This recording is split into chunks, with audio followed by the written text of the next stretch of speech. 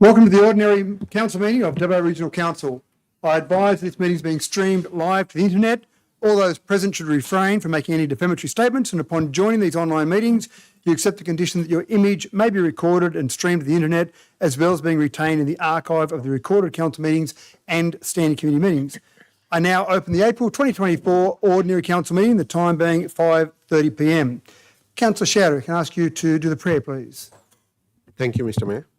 O God, grant that by the knowledge of the will, all we may resolve shall work together for good. We pray through Jesus Christ our Lord. Amen. Thank you, Councillor Shouter. Councillor Burns, could I ask you to do acknowledgement of country, please?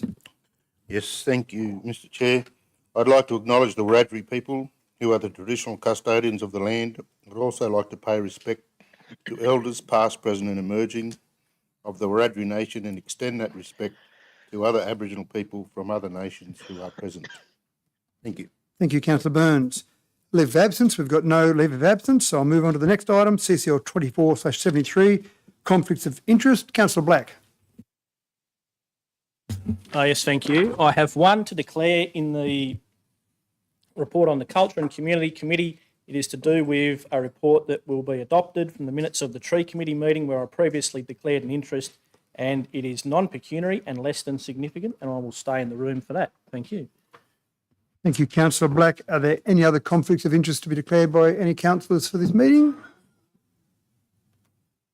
Councillor Mann. Yes, I've got to declare a conflict of interest item CCLs 24/104, which is non-pecuniary significant interest due to a personal relationship with one of the parties. And I'll have to leave the room for that discussion. Thank you, Councillor Mann. Any further conflicts of interest, councillors? No, there being none, I'll move on. The next item is public forum, and I'll just run through the rules of public forum for all the speakers of public forum. They're the same for everyone. I've got 3 registered speakers for public forum. The rules of public forum are quite simple. There are 5 minutes. At 4 minutes 30, I've got a bell here, and I'll ding the bell once, so you know you've got 30 seconds left. At 5 minutes, I'll ring the bell repeatedly and ask you to stop, so everyone gets exactly the same amount of time as the maximum. The 3 registered speakers will go first in the speaking. There will be time left after that because we have 30 minutes allocated to public forum. So after those first 3 registered speakers, I'll ask if anyone else wants to come forward. If they do, come forward and state your name and go through the process. I'll also just ask, it's great to see a full gallery. I love to see a full gallery. Just also ask everyone to make sure they maintain silence and respect. Whether you agree or disagree with the person speaking, then I just ask you to give respect and not make any noise during the presentation, whether it be applauding the person or booing the person. It's just designed to be completely silent, and it's not designed to be a Q&A session. People can put their views forward, but it's not designed for councillors or council staff to answer questions during public forum. It's a chance for the public to come and put their views forward. So if we understand all those rules, thank you. The first speaker I've got registered is Mr. Ray Tickle. And if you'd like to come forward, Mr. Tickle, and you're talking about the lease or sale of the WA regional livestock markets. Your 5 minutes starts now. Thank you. Thank you, Mr. Mayor. My name is Ray Tickle. I'm not a livestock producer. No, I'm a concerned ratepayer of 47 years. I have a question for council. Is a proposal to sell or lease the yards in council's 4-year plan? If not, why not? The question is this proposal in this is a public asset, the sale yards, paid for by the ratepayers to serve our rural community. If councils decide to sell or lease the yards, you will need to remember that you can only sell it once. It's just like selling the family silver. Once sold, it's gone, and it's gone forever. It's no longer a public asset. If council has its way and sells or leases the yards, it no longer becomes a public asset. No, it becomes a private asset, and the owner of that asset will be free to charge whatever they want, not what it costs to operate.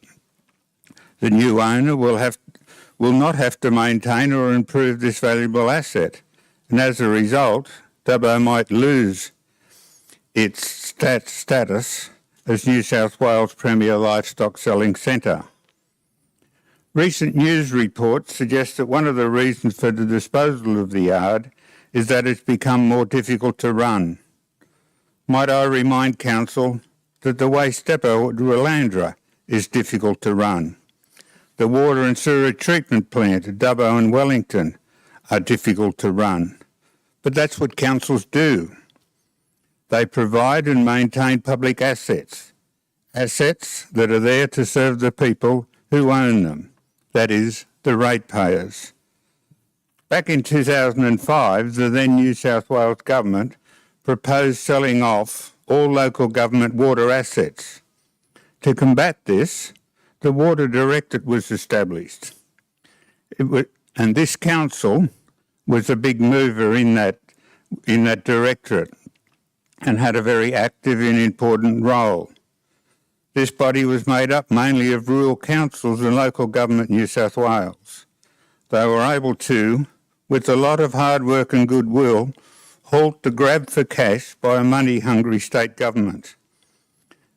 And as a result of their hard work, there is today, before the state government of New South Wales, proposed legislation that will ensure that all local government water assets and operation assets can never be privatised.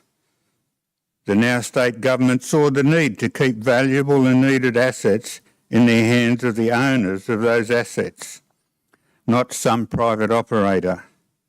I suggest this council will do the same with all the assets under its control.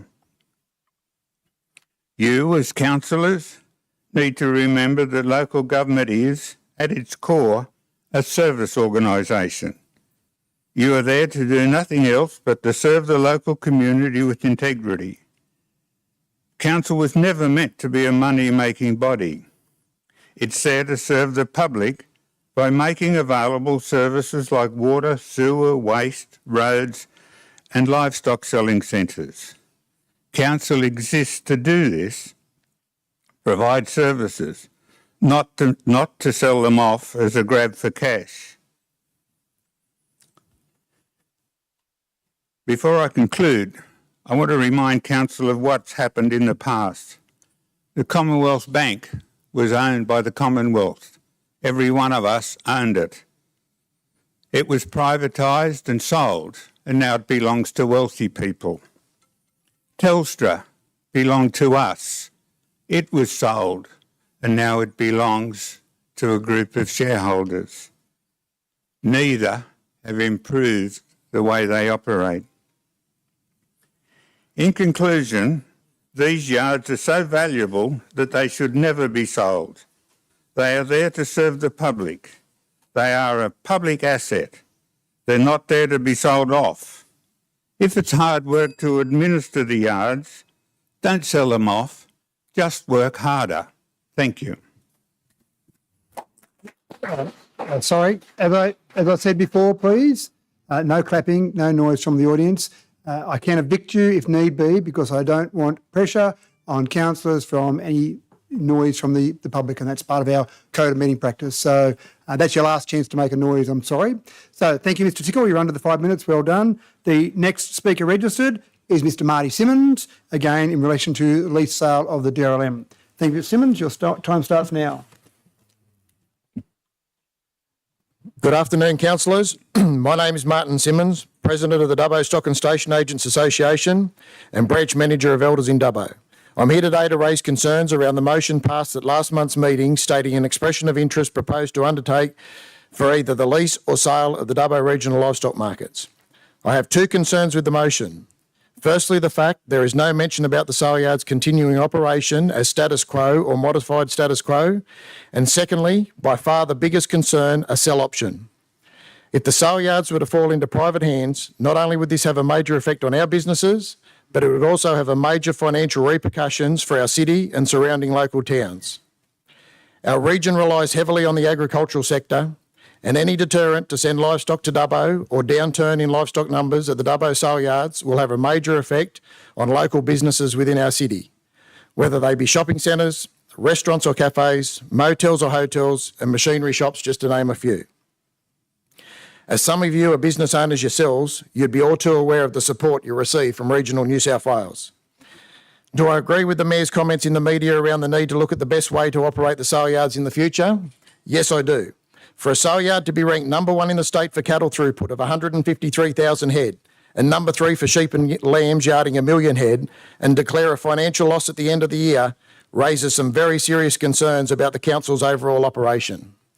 786,000 employee benefits and on-costs, over 1.6 million in material and services, depreciation of 1.75 million on an asset that was gifted to the Dubbo Regional Council from the Talbragar Shire. Net loss from disposal of assets of 943,000, up 900,000 on last year. This figure relates to the roadworks at the entrance of the livestock markets, which was fully funded by both federal and state government grants. All these costs need further examination. 1.6 million in material and services. With all respect, I must walk around the sale yards with my eyes closed, as I certainly can't see that type of money being spent there throughout the year. Considering the profit and loss is showing a loss, the sale yards are cash flow positive, and when you add back non-cash expense items. Considering it was a loss on the balance sheet, the overall infrastructure, property, plant and equipment assets have increased by $3 million and assets have been revalued $5 million higher. But that doesn't go to the P&L due to accounting standards, it goes to equity. The depreciation and loss on sale goes into the P&L. If the revaluation of assets was in the P&L instead of equity, the livestock markets would show a profit of $3.4 million. So it is cash flow positive and assets growing in value. Why would you want to lease or sell it? Another serious concern I'd like to raise is the current accumulated surplus amount of over $23 million. If this money is set aside for capital works and improvements to the Dubbo regional livestock markets, where does this money end up if the facility is leased or sold? Under the current operational structure, the $23 million can only be spent on the sale yards. So I ask the question again, where does the $23 million end up if the facility is either leased or sold? I'm pretty confident I know the answer, which gives me a clearer picture on the future direction of the Dubbo sale yards. I would also like to see more serious consideration given to a modified status quo. We have our 2 major competitors still operating under council ownership and management, and you also have the Gunnedah sale yards, council owned and operated, but the agents having a sale day lease agreement of the facility.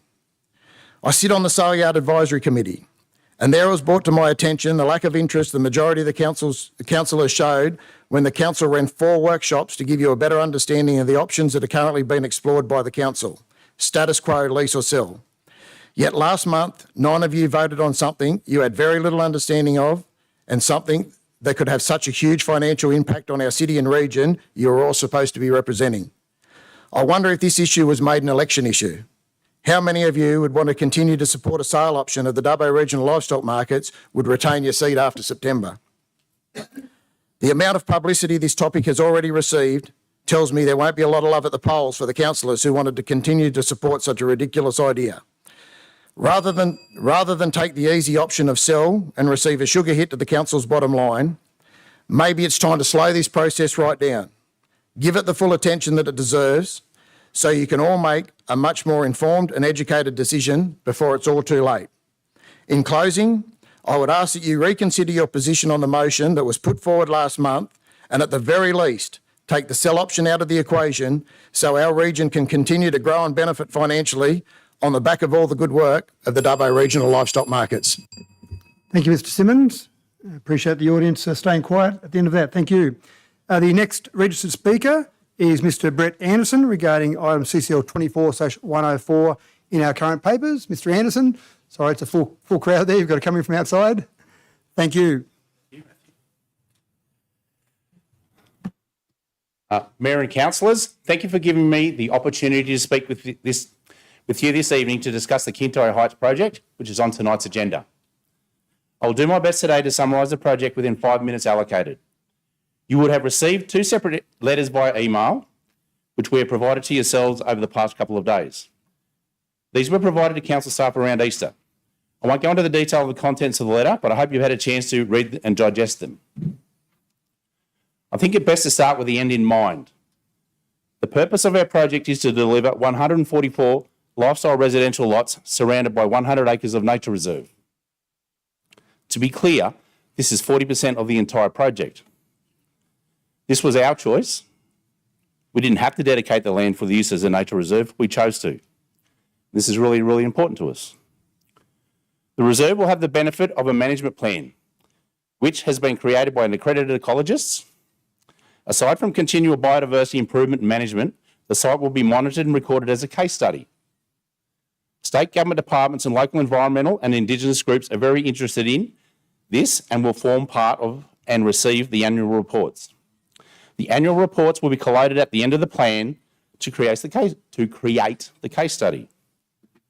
This will increase the state's knowledge bank on land management. Rehabilitation works have already begun in the work area in accordance with the DA approval. Council staff were formally notified prior to commencement. The work involved, amongst other things, the removal of the invasive cypress pine species. This is a well-known and tried method of improving the biodiversity of land in Australia. The traditional owners, the Tabago people, were provided with a government grant to thin the cypress pine from their land at Chinchilla to improve it. This is the exact same practice that we have undertaken in the nature reserve within Kintyre Heights. Part of what we'll be discussing in your meeting this evening is the inadvertent thinning of the proportion of the nature reserve. This was an area outside under the original ecological report. Set aside, sorry. When the work plan was prepared and sent to council, the area was included in the work plan. No one, neither the consultants, council or ourselves, noticed this before the work commenced. We agree and accept this portion of land should not have been thinned, but we are struggling to come to terms with the ultimate impact or loss of the rehabilitation work. A key measure used in determining the biodiversity health of a site is an objective called the Vegetation Integrity Score, or VI. Ecologists use this measurement as a quantitative analysis to determine the positive or negative impact of rehabilitation or similar works on sites. The VI of the nature reserve was determined pre and post the thinning of the cypress pine. The assessment showed a definitive improvement. The thinning has provided existing native species with more room to grow and repopulate the area. This will continue to improve substantially with time and ongoing management. What is important to note is if the thinning had not occurred, this improvement would not have been the case. Ironically, the works, although inadvertent, have improved the biodiversity within the reserve. In the email I sent you all, I attached some pre and post photos, which show the improvement from a visual and qualitative perspective. I would also like to point out that the VI score is a key factor in legal proceedings in the Land and Environment Court, as it is numerical and objective. When the error came to light, we were asked to stop work, and we did. No order has been given. Since then, we have been working with council to try and work out how to proceed. Ultimately, this project will have great benefit to the environment and community, particularly the 100 acres of nature reserve. The thinning has come to no benefit to us. In fact, it has led to considerable additional costs. However, it will see substantial improvement to the site over time.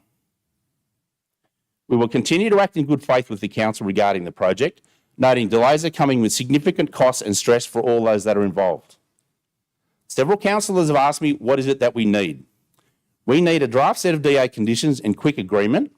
This involves signing off on the latest version of the Rehabilitation Management Plan. We also need the issuing of a subdivision work certificate soon after that. We believe what is best for all is we retain ownership of the nature reserve, hence we will pay the full open space contributions and the costs associated with the Rehabilitation Management Plan, and will be borne by us. The modified DA application was lodged with council in 2022, and this really needs to be finalised. As with all our decisions, we have community, environment and local economy at front of mind, and I thank you for your time this evening. We are open to answering any questions you may have and hope to hear from you regarding the project soon. Thank you. Thank you, Mr Anderson. As per our code of meeting practice, we've used up 15 minutes of our allocated 30 minutes, so there is time if anyone else would like to come forward and speak about any topic. Preferably, we would give preference to items on the agenda, but you can come forward and talk about any topic related to council if you so desire. Anyone?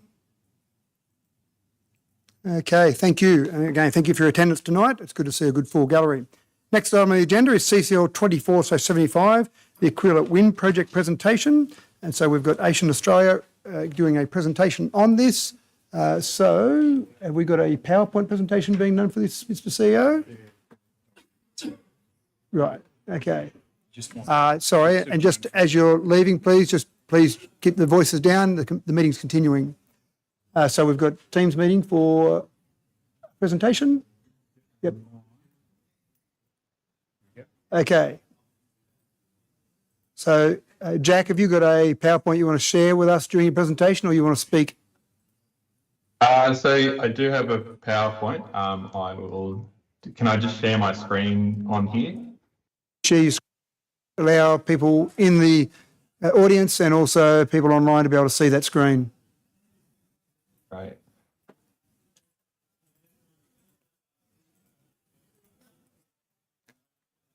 Yeah. All right. Can everybody see that slide there, the first one? Yep, that's perfect. Thank you, Jack. Over to you. Okay, great. Well, thank you very much for your time today. So I think we had about a year ago on the Aquila project, but there's been obviously some updates since then. So just wanted to give you an update on what we've been up to since then. So just to start off with, I'll give an acknowledgement of country.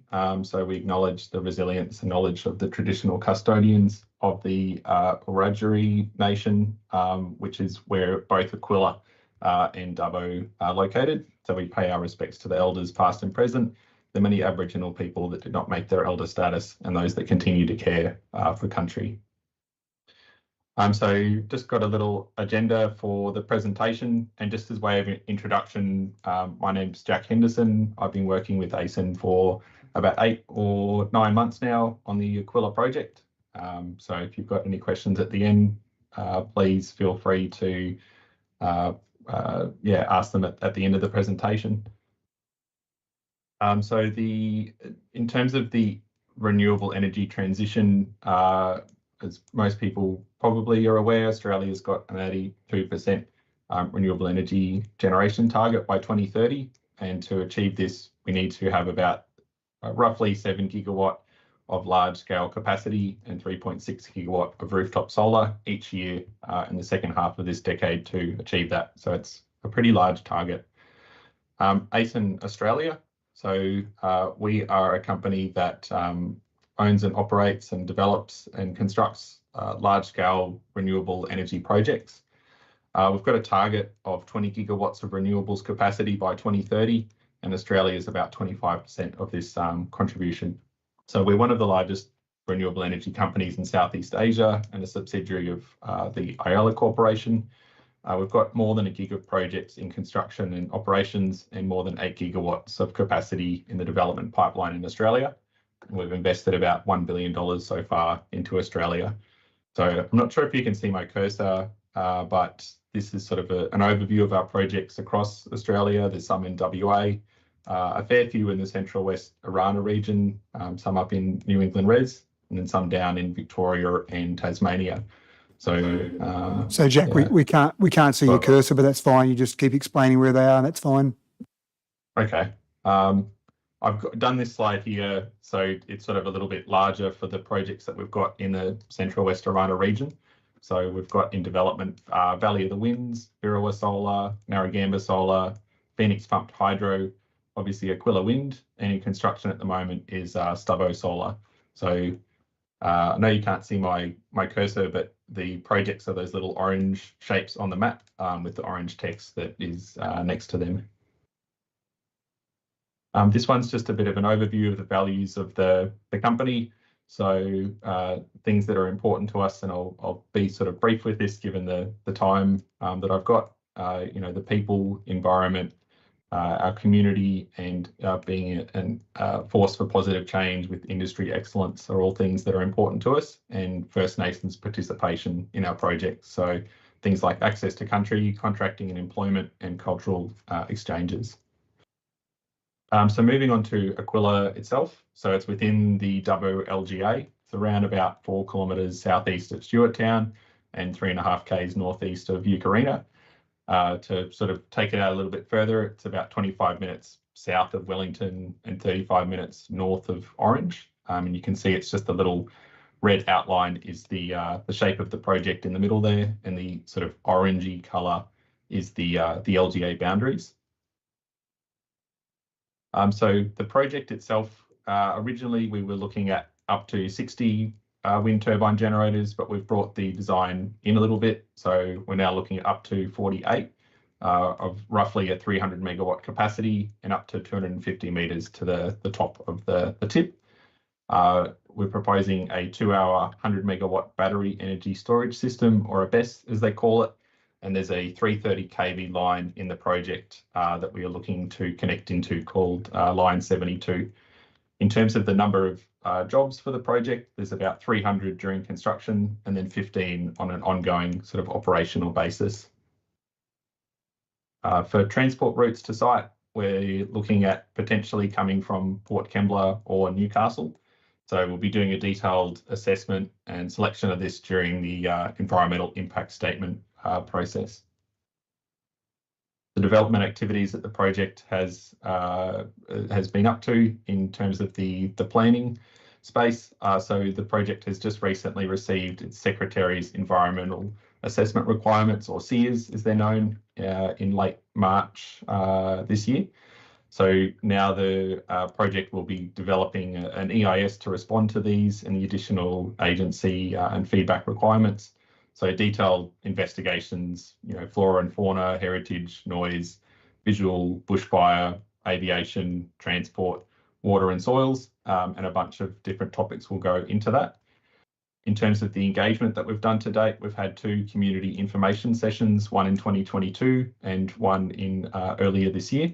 So overall, it's been quite positive engagement with the local community members, but there still will be ongoing engagement to come with neighbours and community and other stakeholders, such as the local councils, agencies and other community groups. We've also developed some Q&A materials in response to queries that we've been receiving, which people seem to be quite appreciative of, because there seems to be similar questions coming up. And we've also got a project website, phone number and social media established to sort of start getting a bit of a presence out there. In terms of resource and engineering for the site, so 2 meteorological masts have been installed on site, and that's to help verify both the wind speeds and direction at different heights. And just there's a picture of the Q&A sheet, and then also the Stewart Town School of Arts, where we had our most recent community information session. So during the SEARS sort of feedback process, we've received feedback from the Dubbo Council, things like bushfire assessments, detailed building plans, the roads and the transport routes that the site or that the project will be using, environmental impacts of things, to birds and bats, and vegetation, the planning agreement to happen with the council, workforce accommodation. So these are all topics that we will be delving further into during the detailed assessment phase of the project. And we really appreciate the feedback from council on that. And we'll be having ongoing discussions with all of those different topics to make sure that you feel comfortable with where the project is at in each of those different topics. In terms of next steps for the project, we are preparing the EIS and getting ready for submission next year. So that'll be all those technical assessments that I was talking about, and we will be comprehensively covering all of them. And then ongoing engagement with the stakeholders. So other works that we'll be doing at the same time will be grid connection studies, detailed engineering, management plans, and sort of early stage project procurement, and looking at local capacity for being able to source things locally. In terms of community benefits for the project, so we're looking to maximise local jobs, training and procurement where we can. We've got a social investment program set up, which ASIN does across all of their projects, which supports local initiatives and partnerships with the community. So the current ones that we've sort of supported to date is the Burrendong Arboretum. They had some sort of emergency works that needed to happen, but they didn't have the funding for it, so we were able to support them for that. The Stewart Town Man from Ironbark Festival, which was supporting the Stewart Town Advancement Association, and the Wellington Aboriginal Health Service is the most recent one, where we've arranged for some sort of personal health to do with school kids and helping them with sexual education as well. So yeah, there's a few different groups that we've been able to support so far and looking to continue to do that moving forward. So then there's other things like neighbouring programs, so neighbouring property benefit schemes. So we'll be going out to people around the project to sort of talk in more detail with them about that. And obviously the planning agreement with the council, so investment into, you know, community and infrastructure projects. So as a rough estimate, I think it's about 315,000 per year for the life of the project, based on the size of the project. Yeah. So just looking forward in terms of working together with the council, we're really keen to be working together in sort of in a collaborative relationship. So things like identifying local community groups and initiatives that are in the region and would benefit from support. That's really helpful, obviously, with the local knowledge that council's got in that area. If there's any community members that would like project information, that they pass through those queries to us. And we're also happy to provide information for council, things like the Q&A sheets, to be able to help council answer questions that people might have, and particularly proactive and ongoing feedback. So we really want to be collaborating with council, and we're striving for council support for this project.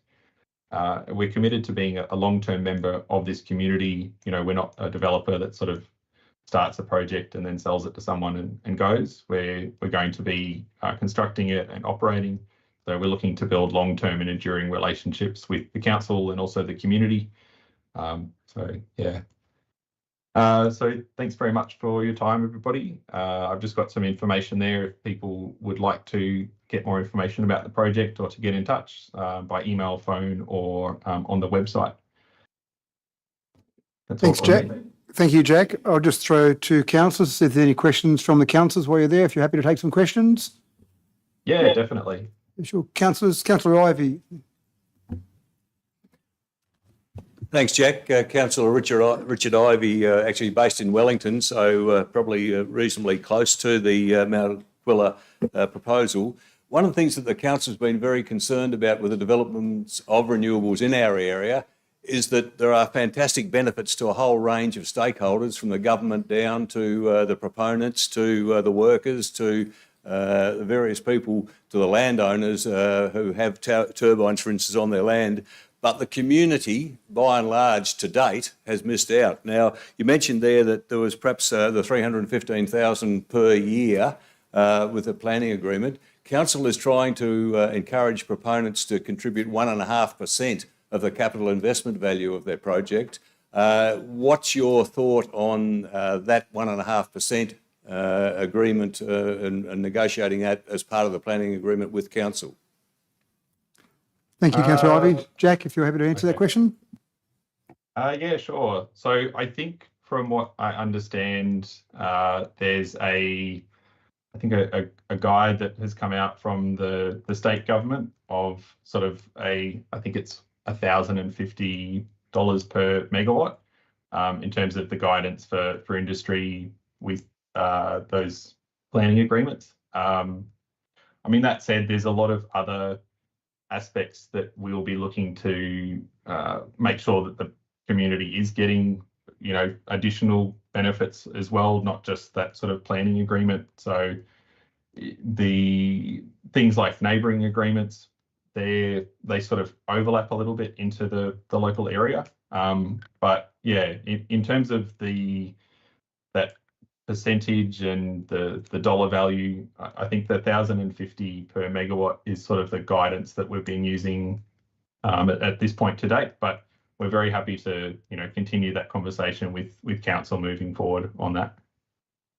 Yeah, thanks, Jack. And just to briefly, I think that 1,050 is a draft from the state government at the moment. Our 1.5% is our current policy, but you've had some discussions with our staff. I'm sure you'll continue to have those discussions. But picking up on Councillor Ivey's point there, the 1.5% is something that we're very keen to see various proponents commit to and deliver some benefits for our community. Thanks, Councillor Wright.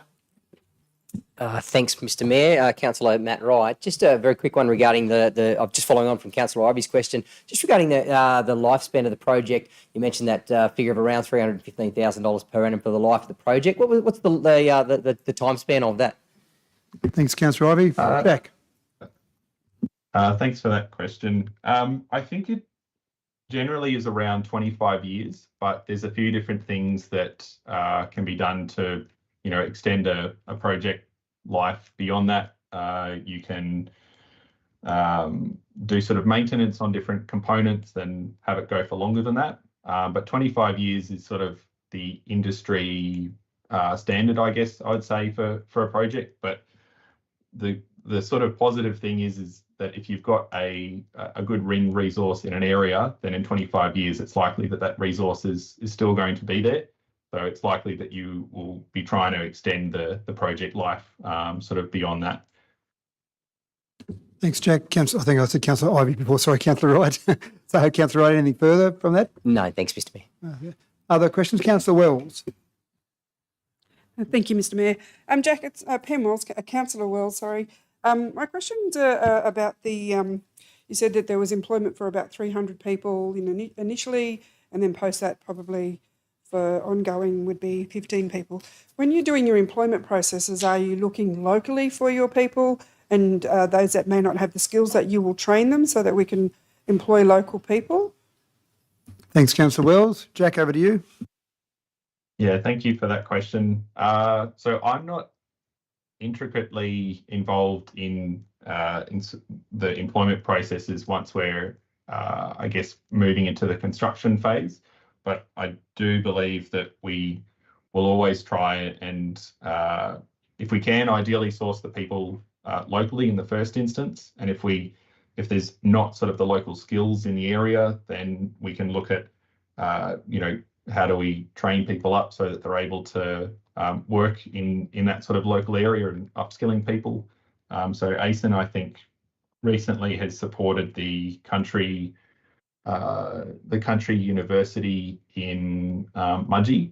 So it's definitely something that we are wanting to enable people to be able to work locally. And if we can, ideally have people from the local area that are upskilled and are able to be employed locally, and for those benefits to stay in the area on an ongoing basis, then that's definitely something that we're aspiring to with our projects. Thanks, Jack. Anything else, Councillor Wells? Any other questions, councillors? Councillor Ivey. Thank you. Could I just ask a follow-up question on that? Jack, you mentioned, yes, we would like to do this and we would like to do that and we would like to employ local people. The project's not that far away. Do you actually have a proposal or a timeframe in place or thoughts on how you will undertake that training program? I mean, it's good just to say, oh yes, we'd like to train people up, but at this stage, if you're going to do that, you would need to have some definite program in place. Have you got that? Thank you, Councillor Ivey. Sounds like you're talking about React Centre there, Councillor Ivey. Jack, do you have an answer for Councillor Ivey there? I think it's a topic that I know within the business there would be some people who would be able to answer it maybe a little bit better than I'm able to at this moment. So I think I'm very keen to continue this discussion with council around it. So maybe I'll take that question on notice and then come back once I've been able to discuss further with the right people. Thanks, Jack, and that'd be good if you send that through to council. That'll get distributed to councillors. Thank you. Thank you, Councillor Ivey. Anything further? Any councillors? Thank you, Jack. Appreciate the time to come along and give us a presentation, give an update, and obviously the community is very interested in what's happening with renewables around the area as well, so I'm sure the people watching this will be very interested in seeing what's happening there. And we certainly look forward to the 1.5% agreement that you will finalise with our staff and get that signed off. So well done, and we'll look forward to seeing some more updates. Great. Thank you for your time, everybody, and have a good rest of your evening. Thank you.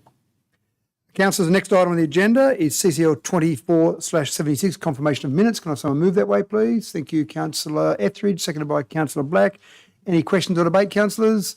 There being none, I put that. All those in favour? Against? Declare that carried.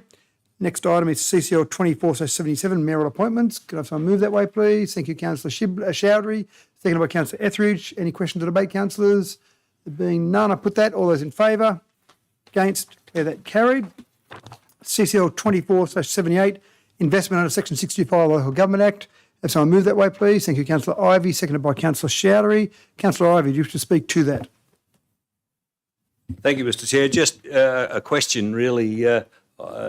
In the report, it mentions that, or designates that within the issuer trading limits, the Bank of Queensland is 200+%, which is well outside guidelines. Is that a cause for concern, or what is the basis for that particular figure?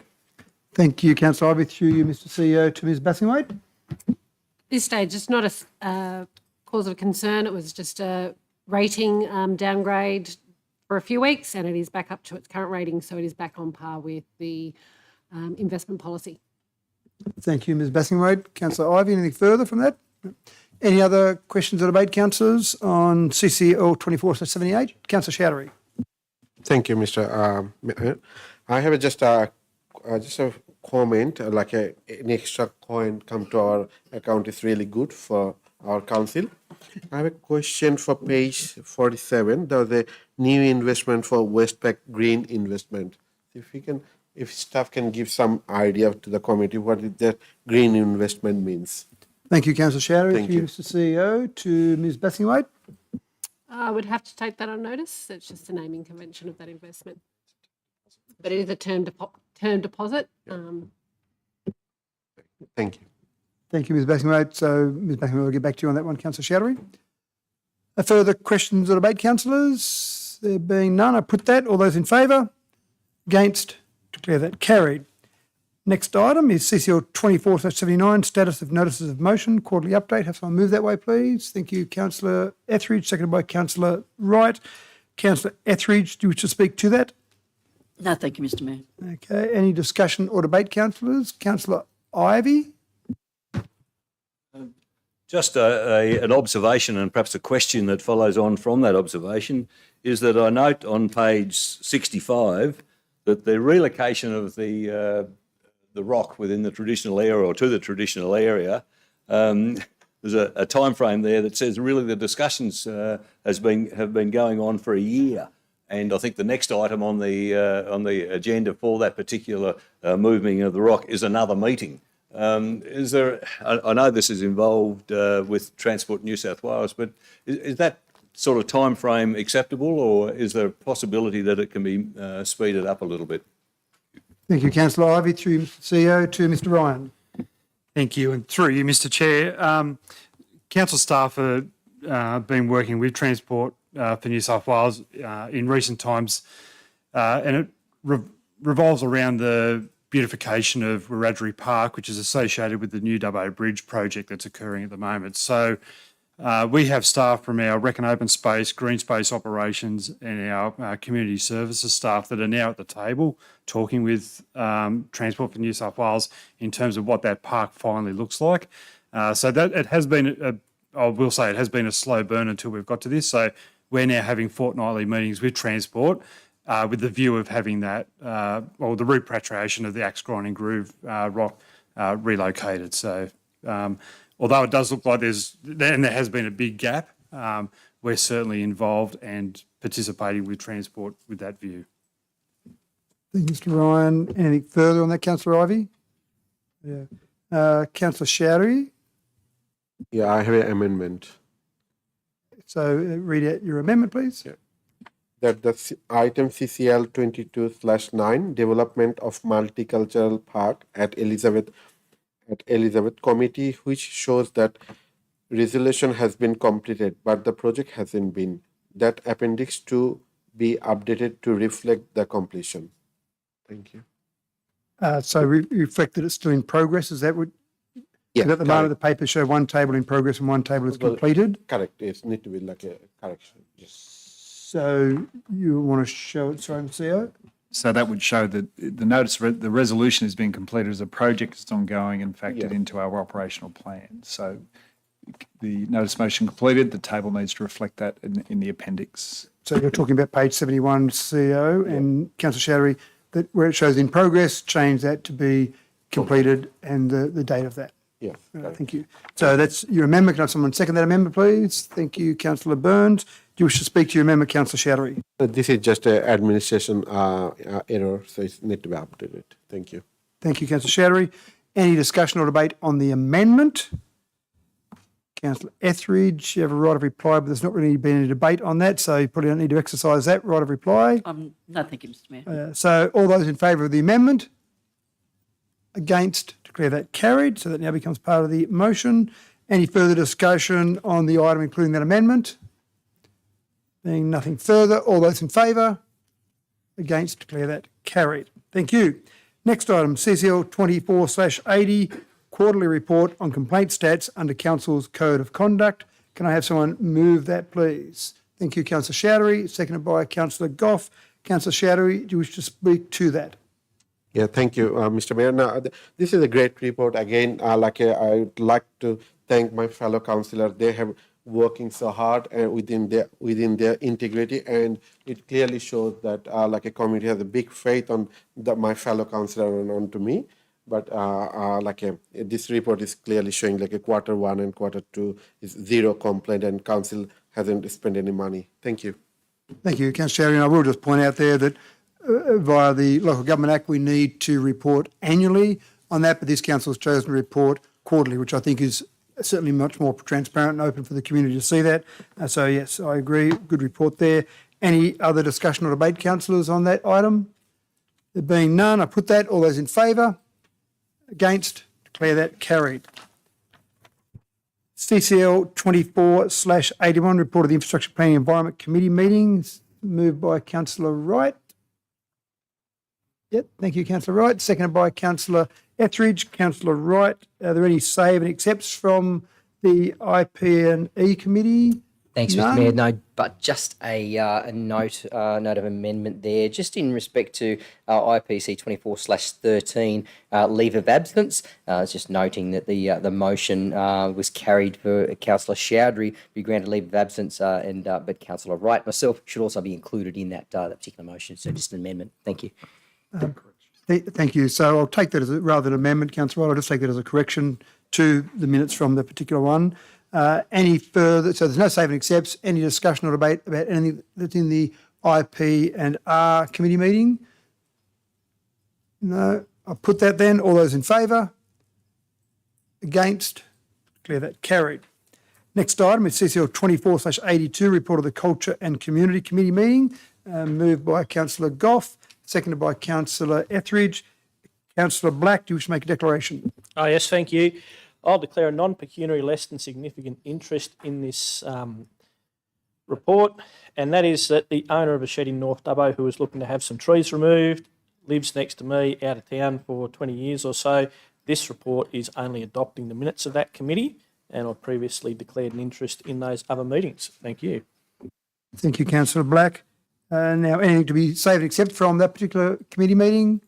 Being none, any discussion or debate about the report of the Cultural and Community Committee meeting?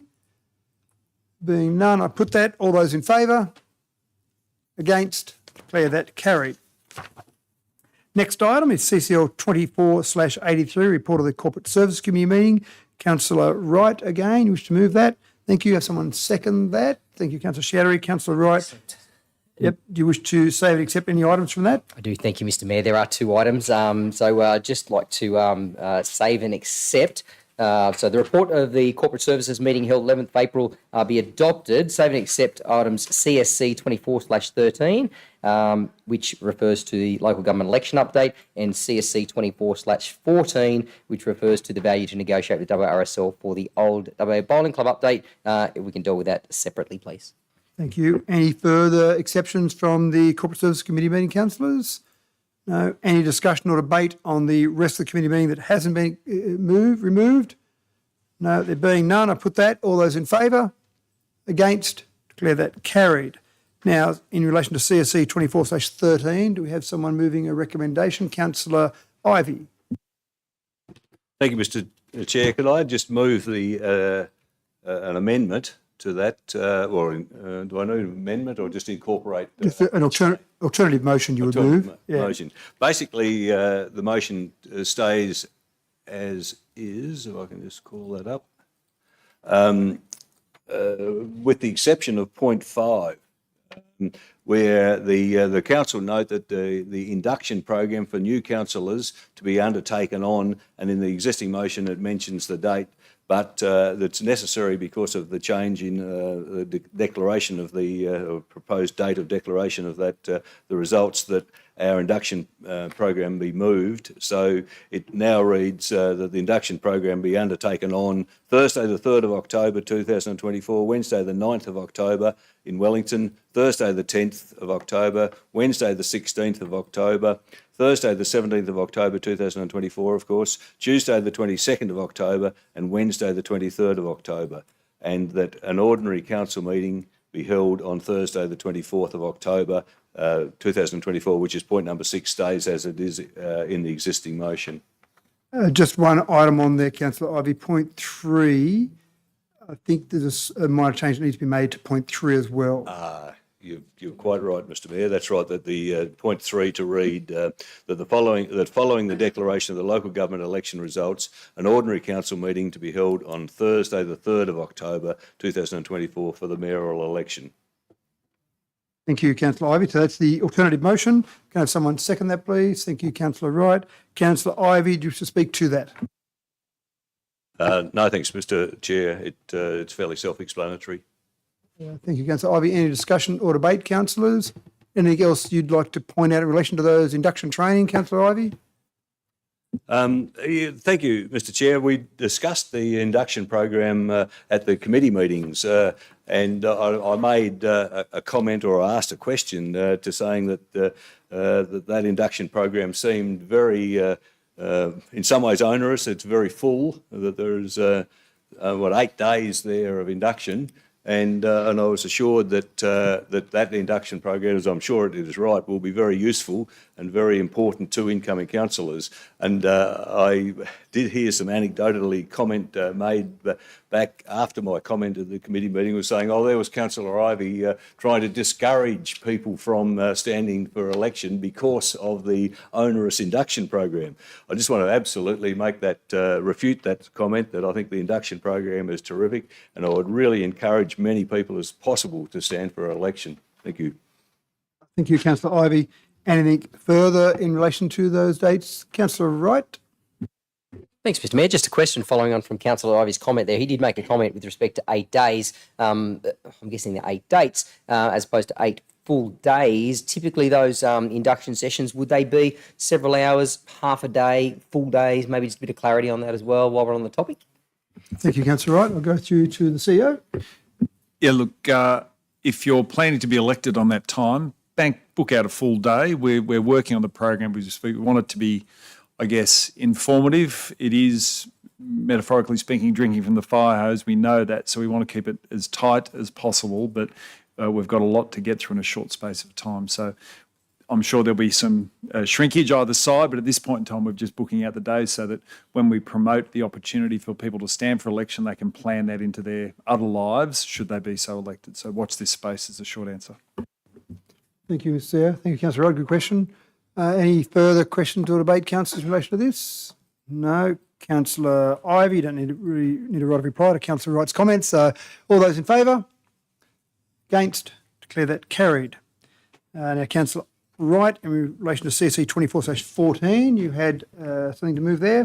Thanks, Mr. Mayor. Just with regards to item CC 24/14, again, just with reference to the value to negotiate with WRSL, I'd actually like to move that that particular item be moved to confidential session due to the fact that the nature of some of the contents and the resultant discussion are likely to be deemed commercial in confidence. Thank you. Thank you, Councillor Wright. Seconded by Councillor Chowdhury. Thank you. Councillor Wright, do you wish to speak to that?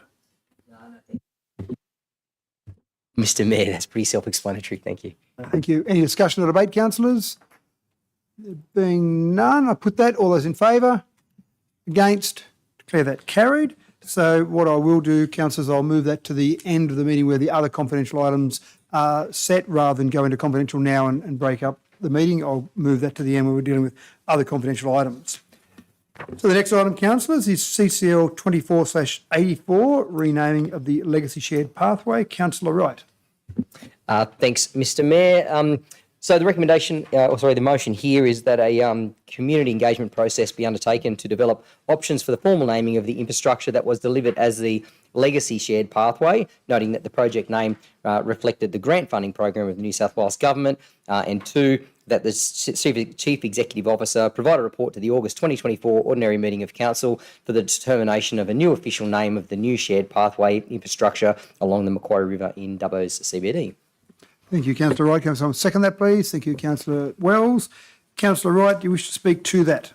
Thanks, Mr Mayor. Look, it's relatively self-explanatory. I've had a few people ask why the legacy shared pathway naming of that particular piece of infrastructure that was delivered recently. Obviously, the legacy component of it is in fact the funding line, the grant funding line that where the money came from for that particular piece of infrastructure. Obviously, it's along the Tracker-Riley path there as well, closely located next to the Womble Macquarie River. I think there's an opportunity for community to maybe get a bit creative with respect to how that might look going forward. That whole precinct is going to look very, very different over the next couple of years as that entertainment precinct around that Ollie Robbins Oval continues to roll forward. So I guess that we can keep that in mind as we go through this progress. But certainly the legacy shared pathway probably doesn't reflect too much on Dubbo or the community or the location that's at. So certainly it could also be argued that is it a shared pathway? There's a road there as well that cars can frequent. But nevertheless, I'd be keen to see what community's thoughts are on the renaming. So thanks. Thank you, Councillor Wright. Other discussion or debate, councillors? Councillor Black, then Councillor Wells. Thank you. Can I just ask, is this about just renaming that 300 metres of coloured concrete path, or is this about the whole sort of precinct down there when the stage gets built and the whole project is completed? Happy to take that question through to Councillor Wright, which if you want to, you can answer that, Councillor Wright. Thanks, Mr Mayor. Yeah, Councillor Black, that was the initial thought. We're referring to the legacy shared pathway, which is that 300 odd metres there. And certainly, as I said, that whole precinct will change pretty dramatically over the next couple of years. So I think if we're looking at a renaming, there's got to be some consideration about how that might look over that period of time as well, with that entertainment precinct as well. So I think that'll be probably needs to be factored in when this does come back to council for consideration as well. Thank you, Councillor Wright. Councillor Black, that answers that question? Yeah, just another question, please.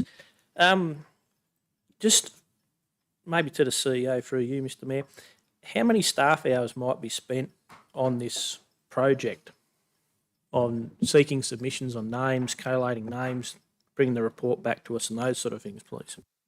Thank you, Councillor Black. To you, Mr CEO. Yeah, look, it won't be onerous. We'd be doing the also. I don't think it needs your sort of pop-ups as people are walking. We might have some QR code sandwich boards and things to make it easy for people while they're using it. So we'll do it as digitally as possible. Couple of days, people hours, I would suggest, would be at most. We want to do genuine consultation, but we'd try and do it as digitally as possible and push it through our Your Say platform. Thank you, Mr CEO. Further, Councillor Black? Thank you. I'll just move on to my comment now. I was just looking at this. I had a quick look just when I was sitting here before at a bit of concrete pathway that we did down near the back of Lady Cutler Ovals and Tamworth Street footbridge down that area there, and it worked out it was about 250 metres. It's just part of Tracker-Riley Cycleway. We didn't go out and name that, and I don't mind getting rid of the legacy shared pathway name. That I reckon that's good. But it's, to me, it's just part of Tracker-Riley, and we're going to name every 300 metre stretch of new concrete path that we put in. So I'm concerned about the use of staff time to do this, that where do we rule a line under this? Are we going to name like every little thing that we're going to do? Then we've got the cost of signage. Is there already a sign down there? Does that have to be changed or what? I just think that there's bigger fish to fry. There's a lot more important things to do for councillors and for the staff than to name a 300 metre bit of pathway that just replaced something else. So I can see getting rid of the legacy shared pathway name, good idea, but I'm just not in favour of renaming it something else because I don't think it needs a name. To me, it's just part of Tracker-Riley, goes all the way around, and we really do have bigger things to concentrate on than a name of a little bit of concrete. Thank you. Thank you, Councillor Black. Councillor Wells. Thank you, Mr. Mayor. Look, I'm actually in favour of the motion, mostly because I think whatever we're doing with community, and it may be a part of or connected in with the Track O'Reilly pathway, but and if the opportunity for community are engaged around naming parts of around Dubbo, I don't see that as a poor thing. Obviously, we would need to be mindful of any costs that it would take, but where we can engage community to participate in names that will be a legacy, I don't see an issue with that, and I'd be in favour of the motion. Thank you. Thank you, Councillor Wells. Any further discussion or debate, councillors? No. Councillor Wright, you have a right of reply. Thanks, Mr. Mayor. Oh, look, just quickly, I tend to agree with Councillor Wells's comments there that giving community an opportunity to take on a bit of ownership of a piece of council infrastructure is important. We've already seen, unfortunately, a bit of damage to that already. So if community can have a bit of ownership of that piece of infrastructure, hopefully that breeds a bit of pride in that with community.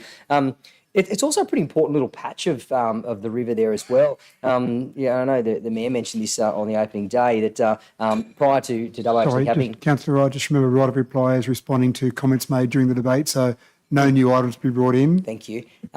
It's an important piece of infrastructure as well because we look historically, it was originally the site of the pool itself, the original the bathing or the baths itself. So leading back to that fact, it gives the opportunity for community to make a comment with respect to the heritage part of that, and I think it's important enough to be able to spend a bit of time on it. So thanks. That's where I was going. Thank you, Councillor Wright. So we have that motion before us now, councillors. All those in favour? Just wait for Councillor Marr. Yep. All those against? Thank you. So, Ms Wade, you've got those two. Yep. Thank you. Okay, declare that carried. Thank you. Next item on the agenda is the CCL 24/85, the draft 24-25 budget, operational plan and associated documents. Can I have someone move that, please? Thank you, Councillor Ivey. Just seconded by Councillor Chowdhury. And I've got a question there. Councillor Wells, did I miss something? I think I actually have an alternative motion or an amendment. So you've got an amendment there. We'll get the motion moved first and someone speak on the motion, and then I'll come to you. I've got an amendment from Councillor Chowdhury as well. So, sorry, I've got it moved by Councillor Ivey, seconded by Councillor Chowdhury. Councillor Ivey, do you wish to speak to that? Yes, please, Mr. Mayor. Just some general comments that I think will also apply to any amended motion that Councillor Wells might bring forward. That just in going through the business papers and the agenda papers tonight, it really brought it home to me. Within this region, we are really in a very exciting time. I think the region is not going to look much like it looks now in 5 or 10 years' time. We've got considerable growth obviously from the renewables. We've got population growth. We've got mining. We've got downstream add-on businesses such as the hydrogen plant and things like that. It really is population growth. It really is a very exciting time, and I think that this the operational plan and budget is absolutely vital. And I would just like to see when it does go to the public for public consultation that there is some perhaps preamble along the lines of how much of an exciting time we're in, and therefore how vital it is that the community gets involved and makes some contributions and makes some comments on helping direct how this region can respond to the opportunities in the next few years. Thank you, Councillor Ivey. I've got an amendment to the existing motion from Councillor Wells. Thank you, Mr. Mayor. Yes, I do. I'd like to include an amendment that is for CCL 24/85 for the draft budget, operational plan and associated documents. And the amendment reads that the draft cemeteries function budget is also includes consideration to also include moving the expenditure of the toilets at Dubbo and Wellington cemeteries forward to years 2 and 3. Thank you. Thank you, Councillor Wells. So that will be point 5 in the current recommendation. So I've got an amendment there. Can I have someone second that amendment, please? Thank you, Councillor Chowdhury. Councillor Wells, do you wish to speak to your amendment? Thank you, Mr. Mayor. Yes, I would thank you. Look, I'm like all of the other councillors here, hear lots of conversations around our cemeteries and the access to a toilet at the cemetery.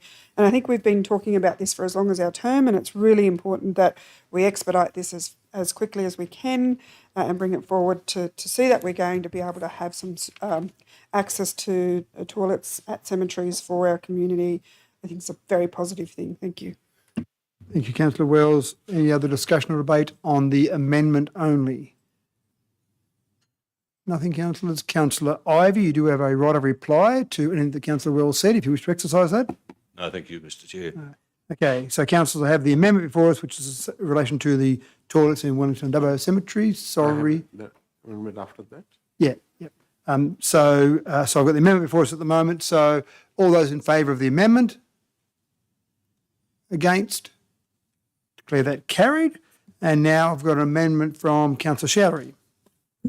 Thank you, Mr. Mayor. I would like to bring an amendment for CCL 24/85 that the draft capital works program for recreational and open space also include consideration of supplying a barbecue, picnic furniture, and shelter for Ukraine for $40,000, and the committee consultation include this option for a priority in the 24/25 capital works program. And I have another one. Should I read? Okay. Sorry, Councillor Chowdhury. So you can do them both together if you would like to, or you can do them. It depends on your confidence level. If you think they're both going to get through, do them both together, or you can do one at a time if you wish. Both together. Okay, I will do both together. Right. That the budget for recreational and open space include an allocation for the completion of a business case to obtain grant funding for the multicultural garden proposed for Elizabeth Park in Dubbo for $20,000. Yeah, right. Okay, thank you, Councillor Chowdhury. Can I have someone second those, please?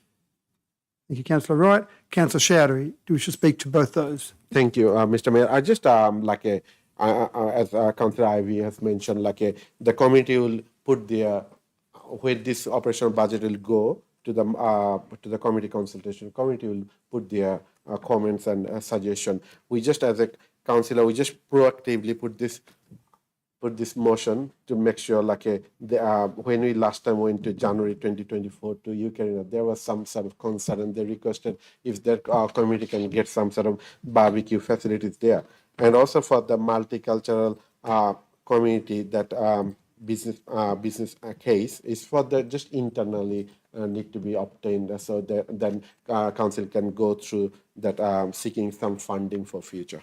Thank you. Thank you, Councillor Chowdhury. Other speakers or debate on the amendments from Councillor Chowdhury? Councillor Black. Thanks. I can't vote for this because of the Ukraine part there. I'm happy to support the second amendment of Councillor Chowdhury's, but the Ukraine one, it's not recommended by staff. It's ad hoc. How much is it going to cost to maintain it and clean it? That hasn't been factored into the budget anywhere. We've seen that the budget's under pressure. We've all read the budget papers through fully. We can't just go these ad hoc sort of things on a councillor's whim, I don't feel. There's a Progress Association in Ukraine. If they want to have a $40,000 barbecue facility for their community down there, then maybe the Progress Association should have a few cake stalls and those sort of things. We can't just give everyone everything they want, because we've seen that there's some huge expenses in this budget, asset renewals that haven't been done for years and years and years and are now coming due, and it's just a little bit here, a little bit there, but it all adds up over time, and then we've got to depreciate it and maintain it and clean it. So I'll have to vote against it because of the first motion, but I'm happy to support the second motion. Thank you. Thank you, Councillor Black. Other comments or debate, councillors? Councillor Mann. Just a question, re the Ukraine barbecue. Is that in our 4-year plan originally? Thank you, Councillor Mann. To the CEO. Yeah, no. And just a reminder, this is for the draft budget, so you're not actually making a decision to spend coin at this particular point in time, but it hasn't been in the forward 4-year budgets previously. Thank you, CEO. That takes care of that question. Councillor Mann, anything further, Councillor Mann? Yeah, look, I tend to agree with Councillor Black's commentary around starting to pluck these little projects out of the air. I think we've got a lot of other things that are pressing at the moment, so I'll probably vote against this amendment. Thank you, Councillor Mann. Other questions or debate, councillors? Councillor Wright. Thanks, Mr. Mayor. Just a comment. I understand where this is coming from with regards to Councillor Chowdhury.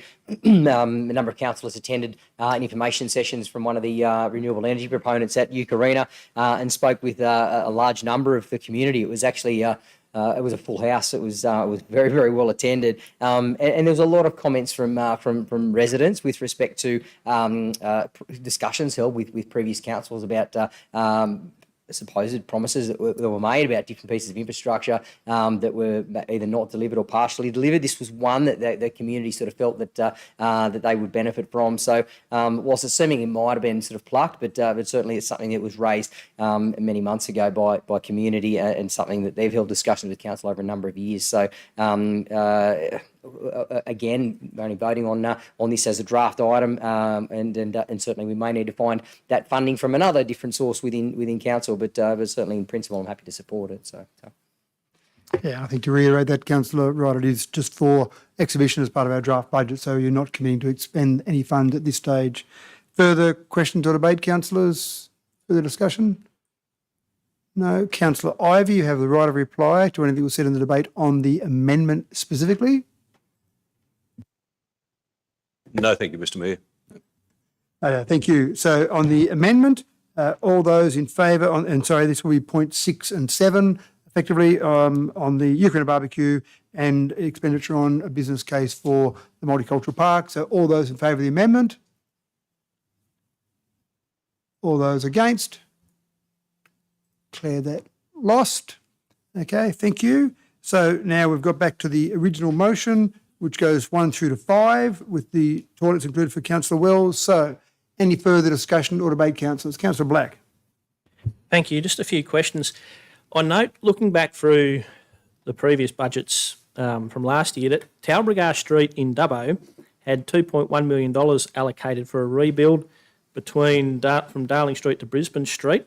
That's not in the budget at all anymore. There's only $100,000 for planning for doing that. Could I ask where exactly that money ended up? Because I drove down Talbragar Street and it needs it. Thank you. Thank you, Councillor Black. I'll go to you, Mr. CEO, to the CEO. So I'll start and then throw to Mr. Ryan. So in the Can I just declare just a potential conflict of interest? My business is located in Talbragar Street. Just putting that out there. So you're declaring a pecuniary significant interest in that? Non-pecuniary less than significant. I'm just before that discussion starts is all. Entirely up to you, Councillor Wright. I can't give you advice on what you should do there, but entirely up to you whether you want to. I'll stay in the room, or I won't make any comment. Thank you. So your choices would be a non-pecuniary less than significant at this point. Thank you. Right. So you're declaring non-pecuniary less than significant interest because you work in Talbragar Street. I have an office. I own an office and in Talbragar Street. Yep. And it won't affect your decision making. No, it won't. Thank you, Mr. Mayor. Okay. Thank you, Councillor Wright. Thank you, CEO.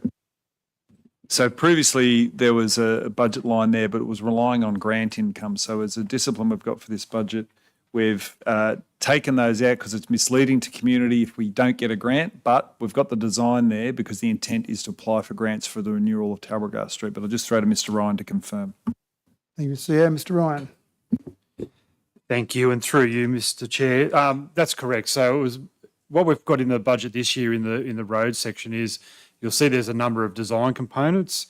Talbragar Street is one of those. So instead of having it in there as a project that will be funded from council because we don't have a funding source, an external funding source at the moment, they've been excluded, but they are sitting there for projects that will be actively applying for funding for, so that we've got shovel-ready projects, then we can go out for the grant applications for those types of projects.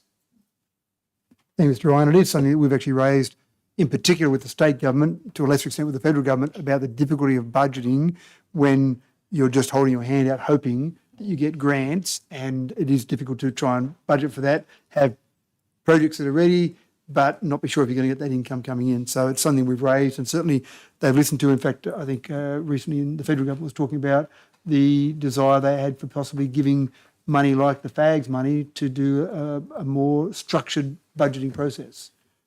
Ms. CEO?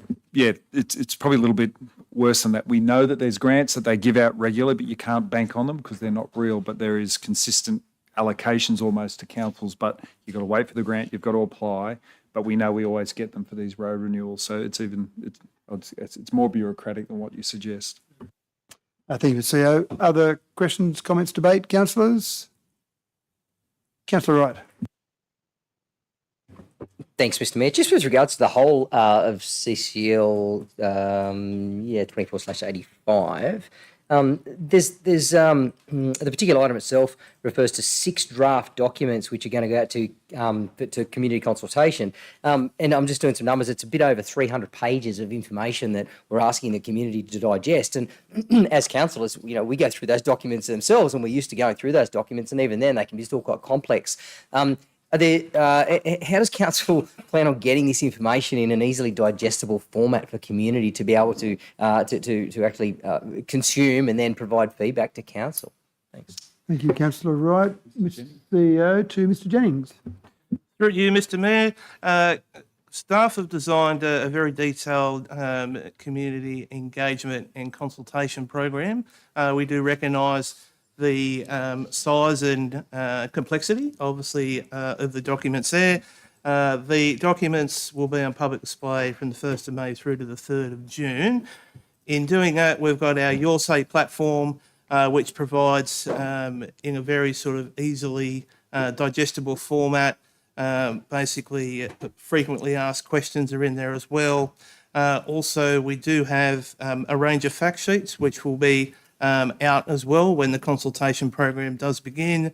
We also have our budget bites where we do have and try to bring some attention from the public to a range of items that are included across the documents as well.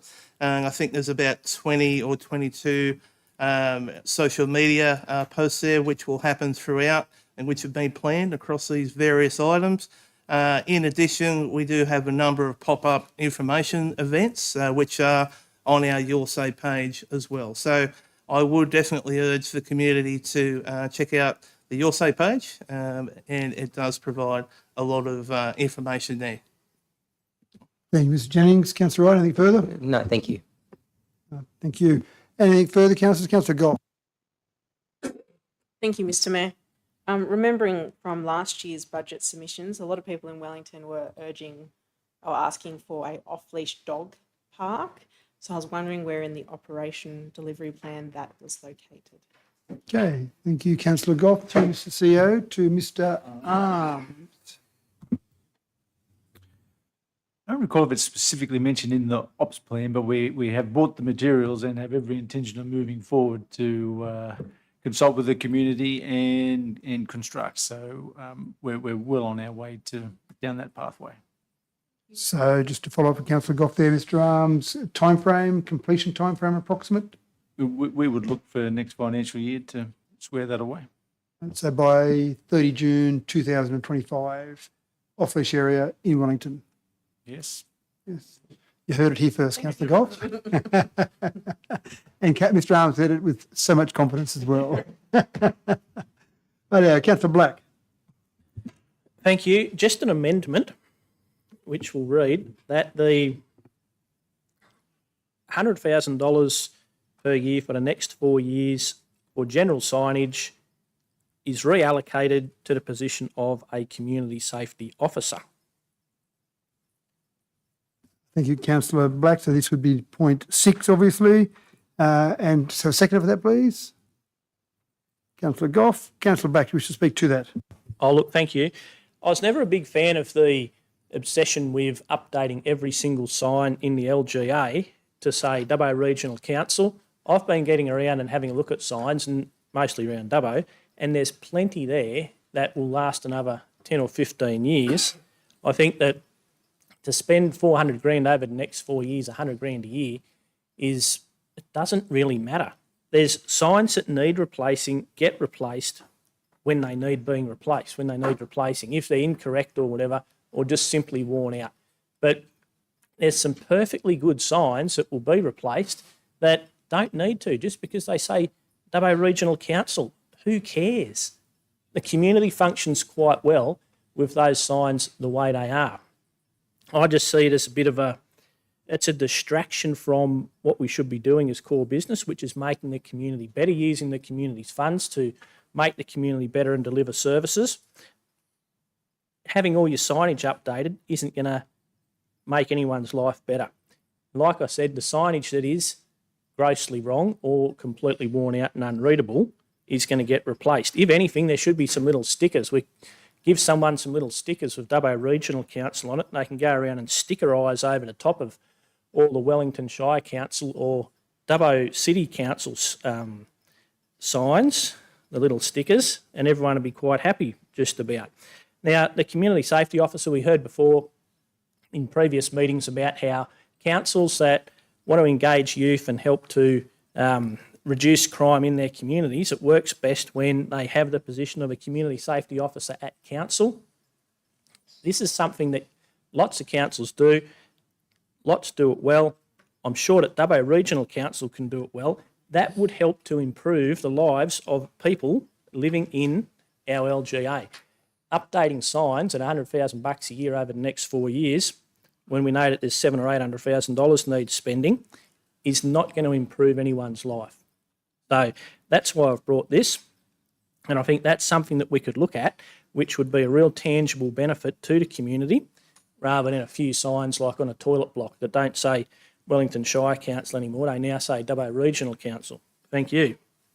Thank you, Councillor Black. Before I go to debate, I'll just check with the CEO just about any complexity around capital versus operational budgets there, Ms. CEO. So if I just, and I guess for my clarity and just to talk it through with you, Councillor Black and councillors, take it from a capital works, we've already got some proposals that are asking for different considerations in the capital works budget. So you will get the opportunity to decide whether it's signage or, for example, toilets in line with Councillor Wells' amendment as well. I'm wondering if you keep it simpler as an amendment to just say you'd like to see operational funding for a community safety officer, because that will allow us to, we've got a month to build that and bring that back to you as an ongoing operational cost. So you may want to change the capital works in terms of signage. I think that's right. I think I'm reluctant to put money out of capital into operational. They're quite distinct and separate, and we've already got challenges for wanting to divvy that up differently already. So if you're comfortable there, I'd prefer it to be, ask us to bring that forward as part of the draft budget report come June as an operational cost. Yes, I'd be happy with that. Mr. Mayor, thank you. So your amendment now effectively is the allocation of, well, not even $100,000, you don't need to put a dollar value on it, funding for a full-time community safety officer. Yep. Thank you. So moved, we had that seconded previously. Did I get that seconded? Yes, I did. Sorry, Councillor Goff. So you happy with that change there, Councillor Goff? Okay, thank you. So happy if you've spoken to that, Councillor Black, in terms of the logic is still the same. Discussion or debate, councillors? Councillor Wells.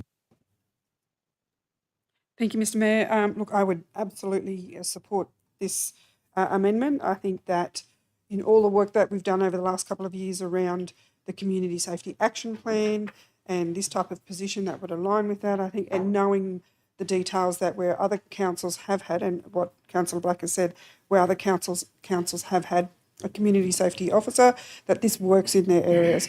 If this is something we need in this area, I would absolutely support it. Thank you, Mr. Mayor. Thank you, Councillor Wells. Other discussion or debate, councillors? No. Councillor Ivey, you have the right of reply again to this particular amendment. Moving that first motion was a good idea for you, wasn't it, Councillor Ivey? You get lots of rights of reply. No right of reply. Thank you, Mr. Mayor.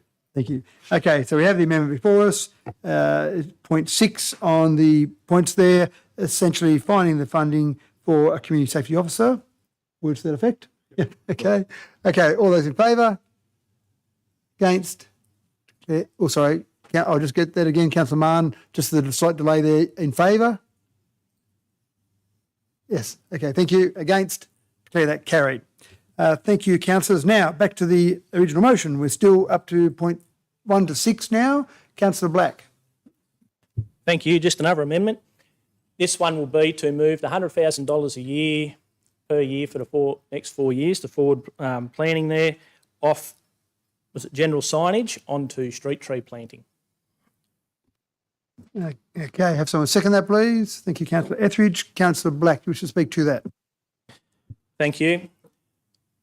I made most of the points last time about the street tree signage. The signage, not the street trees, sorry. We don't need to label them.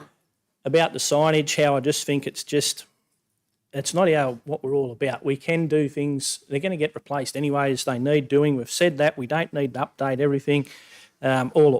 Basically get everything up to date. It'll happen over time as the signs wear out. We need to try and get the best value for our money, and spending $400,000 over the next 4 years or even $100,000 next year is not the best way to do that.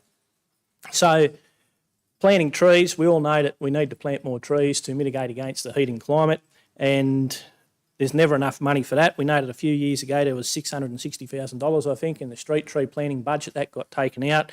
We put $100,000 in last year. This would keep it going for the next 4 years. You don't plant many trees for $100,000, it turns out, and both Wellington and Dubbo need street trees more than they need updated signage with Dubbo Regional Council on them. Thank you. Thank you, Councillor Black. Again, I'll just ask the CEO a question there, and I know you mentioned the Councillor Black about just updating the signage as it is required, but I assume, Ms CEO, the $100,000 per year budget, because there was a much larger sum, I think it was $790,000 or thereabouts for signage if we replaced all of it, but presumably that signage that does need replacing, the urgent signage, if you like, you still need some money for that somewhere when those signs need to be replaced. And I assume that $100,000 was to do that as those signs needed replacing. Well, yes, you'd work through the signs that need, it would be sequential. It's not rushing out and changing signs that aren't at the end of their life. It would just mean we have a more operational maintenance thing. So as a sign does fail, we replace it there from an operational point of view. So it becomes a more ad hoc approach rather than a programmed approach of replacement. Thank you. Okay, discussion or debate, councillors, on this would be point 7 in the recommendation on the concept from Councillor Black. Councillor Ivey. Thank you, Mr Mayor. I'll vote against it. It's not just a matter of going out and replacing signs that don't need replacing, as we've heard and was discussed at the time. There's a sequential process in updating the signs as they are needed. I think it doesn't reflect well on us as a professional organisation to have signs that are either unreadable or are blatantly wrong. I mean, it's not just a matter of saying, oh, well, we can get by without it. Let's be a professional organisation. Let's make this region look professional. And as part of that, let's get some decent signs where they aren't there at present. And this, the allocation within the budget was intended to do exactly that, replace signs as they were needed with something that is more professional and which is more accurate and which more correctly reflects the strength of this region. I'm sorry, just before I go further, I'm not sure if I got a seconder for that from Councillor Black. Is there a seconder there, please? Councillor Etheridge? Yeah, I thought I did, sorry. No, that's right. I thought I did, Councillor Etheridge, but I just was told we didn't have a seconder, so that's fine, my apologies. Okay, thank you, Councillor Ivey. Further comments or questions? Councillor Shout. Thank you, Mr. Mayor. I will vote against this one too, because as I echo with the Councillor Ivey, we are in the professional organization and we have a lot of tourists coming to our town every day, and we don't need to show them how incompetent we are, showing them the wrong message through that a sign. So I'll vote against this. Thank you. Thank you, Councillor Showery. Other discussion or debate, councillors? Councillor Burns. Thank you, Mr. Chair. This is just a question and might be reflecting on things too far ago, but when the amalgamation happened, was there any funding given to the council to help change all those things that needed changing? And if so, how come they weren't? I'm happy to go to the CEO, who was very involved in the amalgamation process, leading that project. Mr. CEO. I was. So it was around, I'm going to say $4 million, new council implementation fund, but that had to go to things like merging IT systems and phone systems and higher order priorities. We did have a run around with stickers to call out Councillor Black's activities before.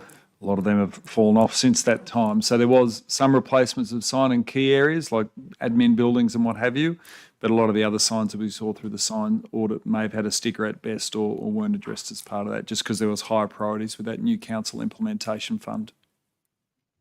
And probably to add to that, Councillor Burns, if you remember the sign audit that came back to council from a resolution of council to do a sign audit, it wasn't just the fact that some signs had Wellington Shire Council or Dubbo City Council. There were signs that were faded, were well past their use-by date, that looked unprofessional, that were tatty, that were giving wrong directions, that were having signs pointing to somewhere that was no longer there or gave incorrect information. So I think that sign audit identified that. Again, don't quote me on it, but I thought it was $790,000 to fix all those signs, which we didn't have the funds for, and I think that was the idea of that $100,000 a year, was to bring those signs up to a professional level. Any further, Councillor Burns? Okay. Councillor Mann. Sorry. I 100% endorse what Councillor Black talks about. We've always need more trees, etc. But I'll vote against that amendment. I think we did a whole body of work on the signage. We agreed on a path forward, and I'd like to stick with that one, albeit keeping the any opportunities to get some more tree planting happening. I would agree with. Thank you, Councillor Mann. Other discussion or debate? You've got a question, Councillor Black? Could I just ask for you, Mr. Mayor, the last couple of years, how have sign updates been funded and what sort of money has gone into that, please? The only sign update I know of are the ones around Trackaroli, which we received funding for. Mr. McCullers, you can nod if we receive separate external funding for those ones in particular. Other sign updates, I'm not aware of. It's more ones there, Mr. CEO. It'd be done through projects as we're renewing something. So, for example, the Legacy Shared Pathway, we replaced those signs separately. There was a local community infrastructure and roads, LCRI, one of those, grant to do it right around Trackaroli. So it's a project by project basis, unless there'd been that complete failure of a sign. Thank you, Mr. CEO. That answer that, Councillor Black? Sort of. So where signs have failed, where's the money come from for that, say, last year? And how much would you have spent on failed signs, please? Pretty tough question off the top of your head, but I think that was part of the problem we identified with the audit. A lot of those signs that have failed or are past usability or giving incorrect information haven't been replaced, which is what was identified in that audit. If you want to add anything to that, Mr. CEO, I'm not sure if you can pluck various signs that might have been replaced in the last 12 months. No, I'd have to take any numbers quite on notice. I think it's as it become, depending if it's under $10,000, it's not capital work, so it's an operational cost. So depending where that is, you don't want to spend too much operational money on doing a whole bunch of signage, but if it failed in Victoria Park or something, you'd do that as operational because it's under $10,000. So I possibly wouldn't be able to track that down as easily. Thank you, CEO. Further question, Councillor Black? Just to clarify, so if a sign did fail, there was funds there to replace, repair, fix, whatever that sign. Well, probably not unlimited funds there, but depending on what the sign was and where it was, Mr. CEO. Yeah, correct. It's a bit of a triage. So you're not, if it's in a low-ranking park and what have you, you might put up with a failed sign for a lot longer in absence of a sign as opposed to replacing. So it just depends on the hierarchy of whether it's a road hierarchy, a park hierarchy. It depends what that's sat in. Thank you. No further questions there, Councillor Black? No, thank you. Further discussion for debate, councillors? Any further questions, councillors? Councillor Wright. Just a comment as well. I'll vote against it as well, only because I think I prefer to find that money from somewhere else, probably just echoing the comments of a couple other councillors with respect to that discussion around signage, and we've worked on that. Absolutely want to support that motion about more trees, Councillor Black, and I'd love to find another line item somewhere in that budget where we might be able to pull that from. So, yeah, happy to look at that. Thank you, Councillor Wright. Any other questions or debate, councillors? Good news, Councillor Ivey. Right of reply to anything on this particular debate. No, thank you, Mr. Mayor. Thank you. We have the amendment before us at the moment, which do you want to just get a copy there, Ms. Wade, of exactly what the amendment says, just for clarification there? Thank you, Mr Mayor. What I had taken down from Councillor Black is that operational funding of $100,000 be moved off signage replacement to tree planting. So I think that was capital, not operational. A capital funding? Yeah. And general signage, yep. Yep. So that capital funding of $100,000 be removed from general signage replacement to tree planting. Okay. So that's the amendment before us, councillors. All those in favour? Can you keep track of the Against? Declare that lost. Okay, thank you. So the recommendation sitting before us now still goes from 1 through to 6. Any other discussion or debate on the recommendation in front of us, including the amendments that have been amended? Councillor Black. Thank you. I'm going to vote against this going out to the community in its current form because there's a few things I don't agree with there. Number one being the signage. I just think that's ridiculous. The big things. Number two is the 5% rate rise. I just think that there's a lot of people in the community out there doing it tough. It's a real cost of living crisis. There's a lot of people who don't feel that they're getting value for money. They see us spending $350,000 plus on a 3D printed toilet, and they see other councils doing it for much less. Basically, I think that we could find the savings internally if we cut the waste and just started saving money wherever we could. And I think that we might be able to keep the rate rise at a much lower rate than 5%. So I'm going to vote against this because I'm not happy with the bits and pieces that we're spending money on. And I see some other bits in the budget there which you think, could we push that back? Do we really need that? But there's just items everywhere where I see we could be saving money here, there and everywhere, including some trees I note around Keswick, I think it was, that died over summer and that had to be replaced. So I'll vote against this because I think that we could be doing better. We could be keeping the rate rise to under 5%, and we really do need to find those savings somewhere and cut back. People expect us to find everything we can out of that budget, so that's the way I feel about it. Thank you. Thank you, Councillor Black. And just to clarify, that'll be the whole motion. That includes voting against the community safety officer as part of all the points, because that's now part of the whole recommendation. So that'll be voting against the community safety officer. Look, we could pull it out as one line item, but we just keep it all together. Okay. Any further discussion or debate, councillors, on points 1 to 6 as part of CCL 24/85 as amended now? Councillor Ivey, you've got a quizzical look on your face. What's 5 is the community safety officer? No. So we've got 1 to 4 as printed. Point 5 was Councillor Wells' amendment, which was the toilets, bring toilets for Wellington Dubbo Cemetery forward in our budget. And point 6 was the 100,000. No, sorry, it wasn't 100. It was the finding the funding for a community safety officer. Yep, allocating funding. Yep, that sounds right. That makes sense, Councillor Ivey? Yep, okay, thank you. So on the whole motion now, any further discussion or debate? Any further amendments? Okay. Last time, Councillor Ivey, you now have a right of reply to basically everything said about. That makes it much easier. Okay, we have before us now, councillors. All those in favour? All those against? Declare that carried.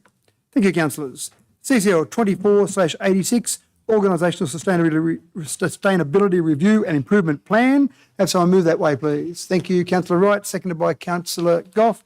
Councillor Wright, do you wish to speak to that? Thanks, Mr. Mayor. Look, this is a pretty heavily detailed document. Again, like all the documents that are going out for community view.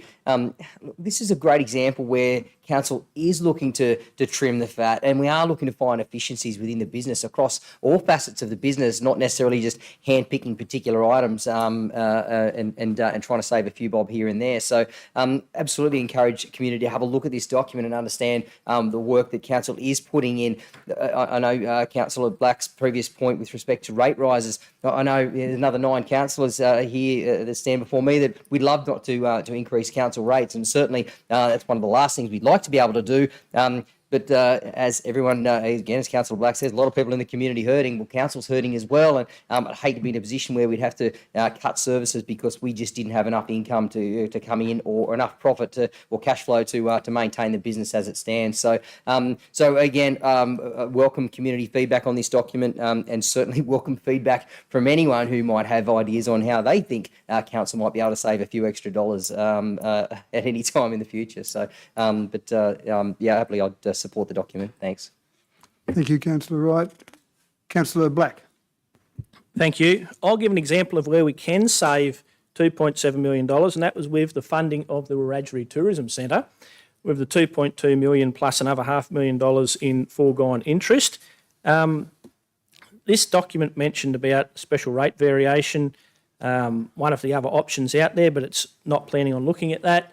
The last thing we should be doing is talking about a special rate variation when we can save money. $2.7 million, that's a fair old hike in people's rates, and there's still a chance for councillors to say, well, we got it wrong going the 50-50 funding option from the federal government with the Wiradjuri Tourism Centre to cost $2.7 million instead of going the 90-10 option, which would have cost $0. So if we're going to talk about saving some money in that, then we really do need to look at everything and where mistakes have been made, I believe, and where we still have an opportunity to correct them. So if you work out $2.7 million as a percentage rate rise, that's a fairly hefty rate rise on people, which will need to be paid back by residents and ratepayers. Simple as that. But there is a huge, reading through these various documents, there's a huge infrastructure backlog that needs to be a bit of truth telling about.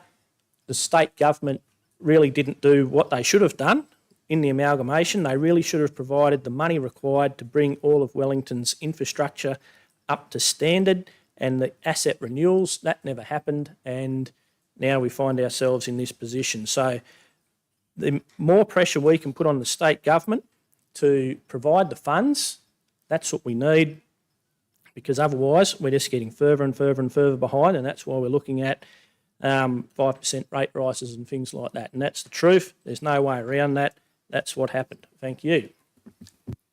Thank you, Councillor Black. Further questions or debate, councillors? Councillor Ivey.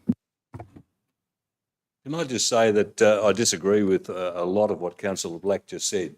To say that we don't need a 5% rate rise because there's wastage or there's inefficiencies doesn't show good business sense. With inflation in the last year or something getting up towards 8%, we would be remiss if we didn't look at all opportunities to increase income, to try to counter to some extent the inflationary impacts that's on this region. And really just to say that therefore we shouldn't have a rate increase is too simplistic. We need to have a look at the whole operation, which this efficiency drive is doing, and then to make a decision on how to best fund it.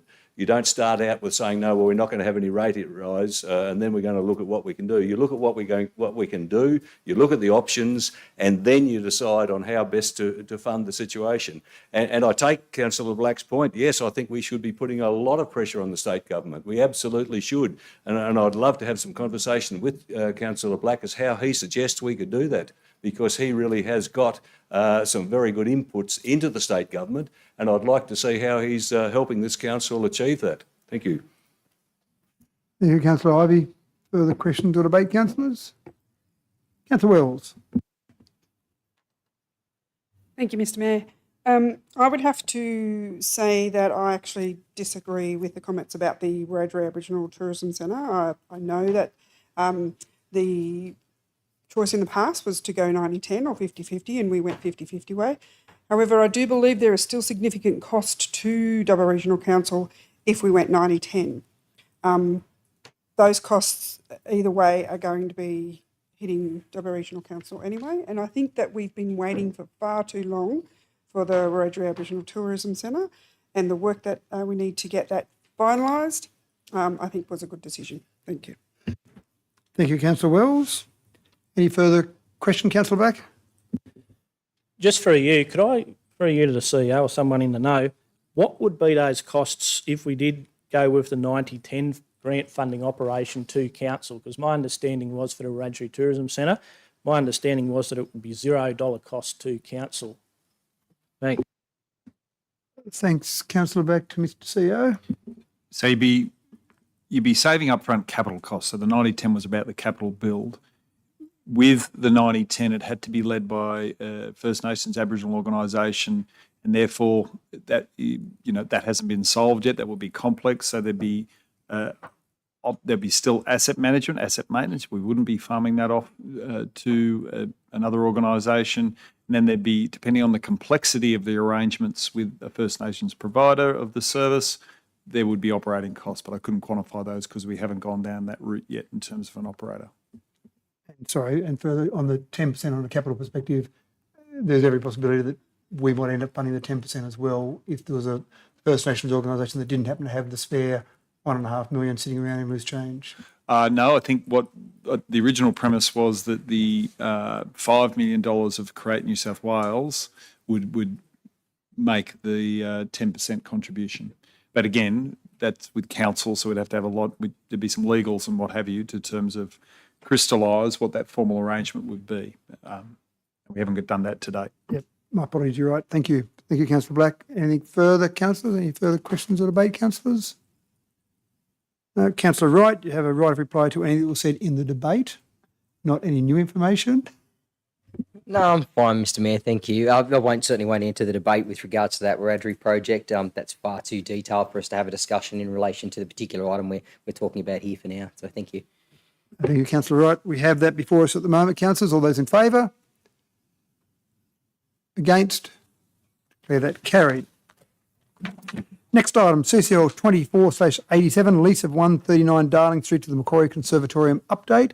Can I have someone move that way, please? Thank you, Councillor Wright, seconded by Councillor Black. Councillor Wright, do you wish to speak to that? No, thanks, Mr. Mayor. I look forward to just seeing what expression of interest might come from that open market with respect to leasing that facility. Thanks. Thank you, Councillor Wright. Further discussion or debate, councillors? Councillor Black. Thank you. Having spoken to some people at the conservatorium and associated with it, the reason that they didn't sign up straight away to, as told to me, they didn't sign up straight away to the lease on the old Carpet Court building was because they were under the understanding, as was I, that the first 5 years was peppercorn and the second 5-year lease, should they exercise that, was going to be peppercorn as well. So I've been told that they said, well, when we went to sign a lease and sort things out, we were told that the first 5 years was going to be peppercorn, but then the next 5 years was going to be not at peppercorn, could be at full market rate. So that's why they didn't sign up. They were very lucky that they got saved by the Education Department not wanting to do a refurb on the old, where they are now, the Conservatorium of Music, where they are now, but the old Dubbo Public School Infants Department. But at some stage shortly, the funds are going to be found by the Education Department to do a refurb on that, the old Dubbo Public Infants Department, because they're bursting at the seams over at the site where they are and they really need to move over there. So sooner rather than later, the conservatorium's on borrowed time at their current location. But just to give a bit of background there, why the conservatorium didn't go into the old Carpet Court straight away was due to they feel that they got messed around on the second lot of 5-year lease, that they were under the understanding, as was I, that it was going to be peppercorn, but then we were told, no, you might have to pay full market rate. Thank you. Thank you, Councillor Black. And that's interesting information that you've got there.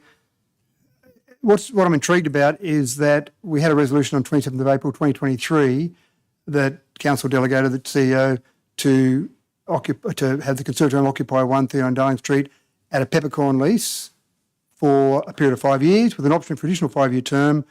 By mutual agreement, the lease amount be reviewed at the end of the initial 5-year period. So on the 27th of April 2023, that was what Council resolved, and that's what the Macquarie Conservatorium knew. I suppose the disappointing part from Council and the community's perspective is it took from the 27th of April 2023 for them to send us a letter on the 11th of April 2024, near enough a year for them to say, oh, we just worked out that the second 5 years weren't guaranteed, despite the fact the resolution was quite clear in what it said. So I don't doubt what you're telling us, but it's disappointing the con took us almost a year to actually inform us that that was why they had a problem and therefore they don't want to go ahead with that lease. So the motion before us there, continue on the debate, sorry. So Councillor Goff. Thank you, Mr. Mayor. I'm of the understanding that perhaps the Department of Education has been stringing them along a little bit, and maybe some friends in the state government could do something about finding them a permanent location. Perhaps also looking at how Orange has raised a lot of money for their conservatorium and getting in big businesses behind them to back them, and then with our friends in state government can help them along for a more permanent solution to their problem. Thank you, Councillor Goff. Other comments, questions, councillors? Councillor Chowdhury.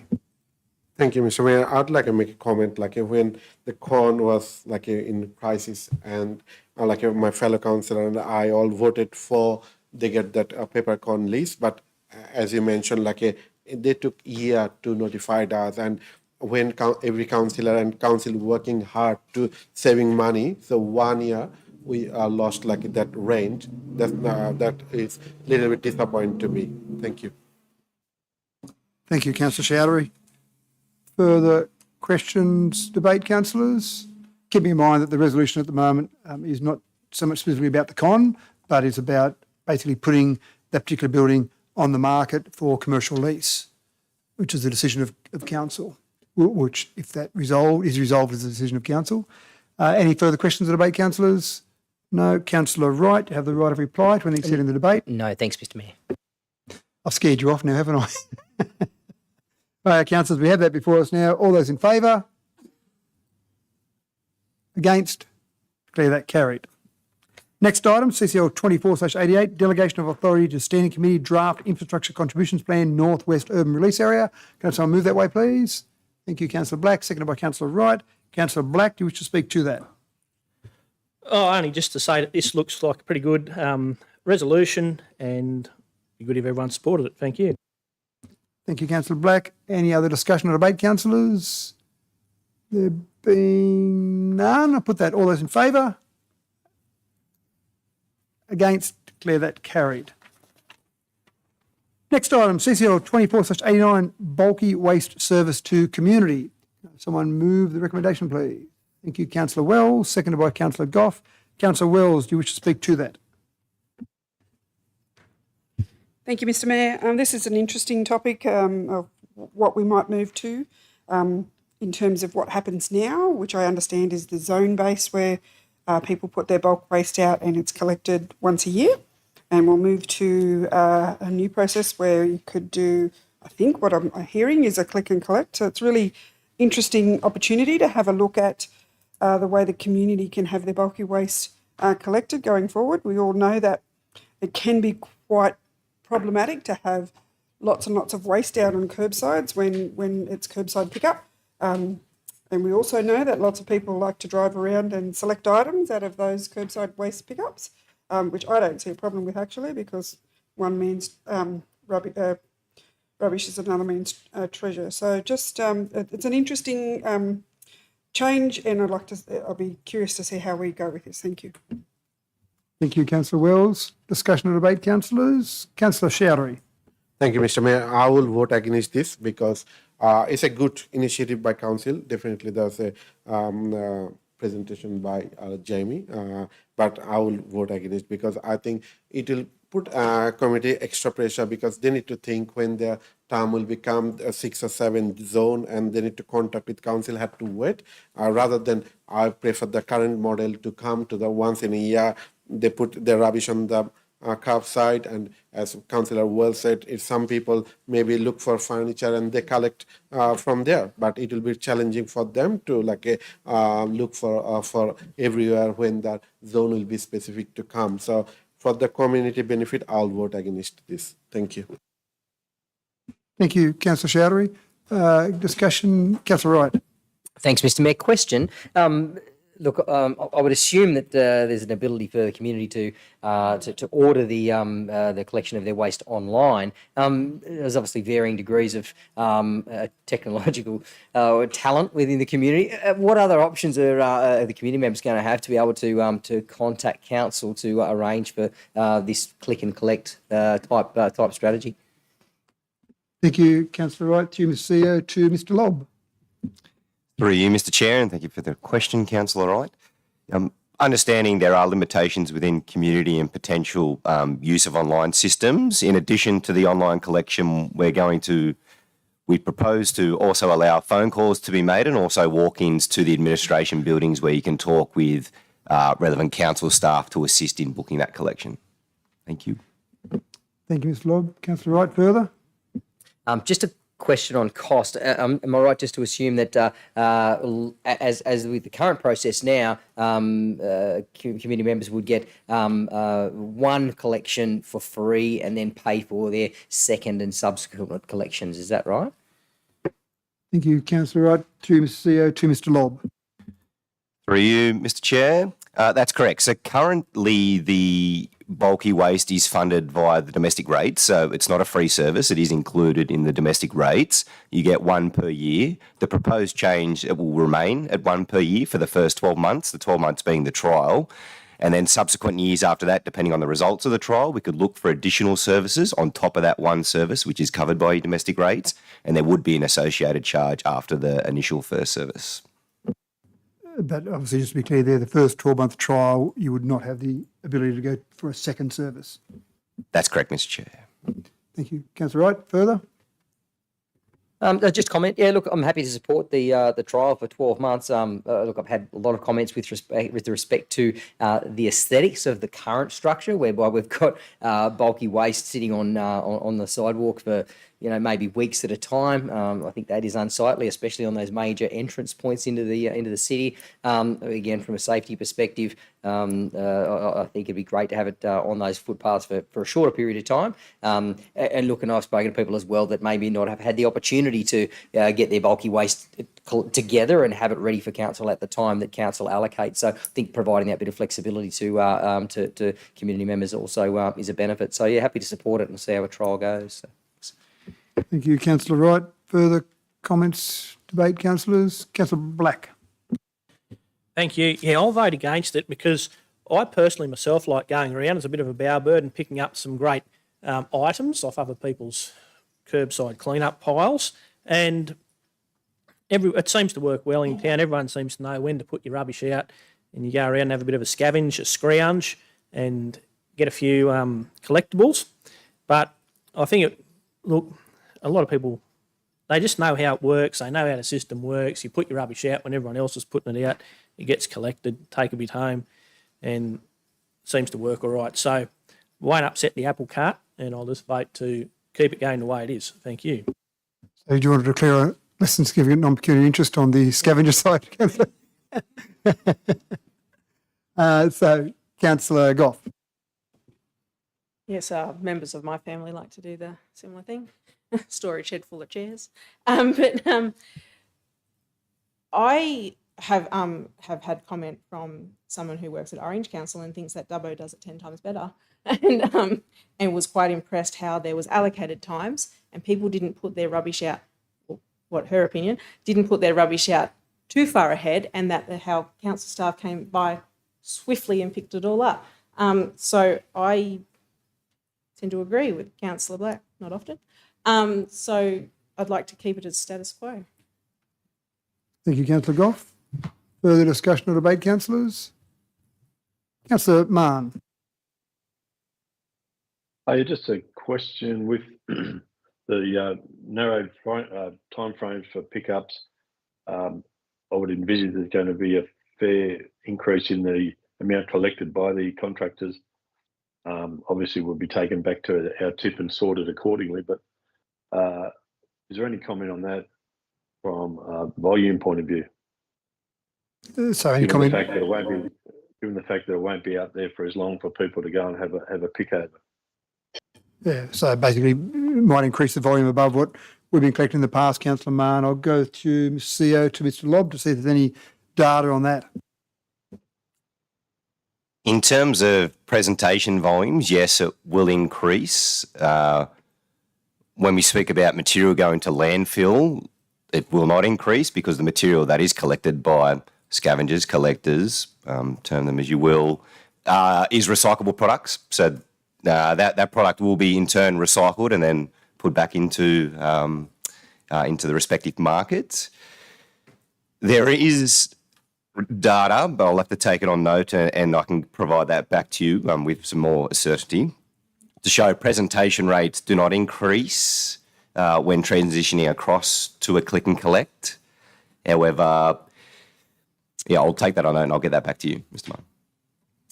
Thank you, Mr. Lobb. Any further, Councillor Mann, on that?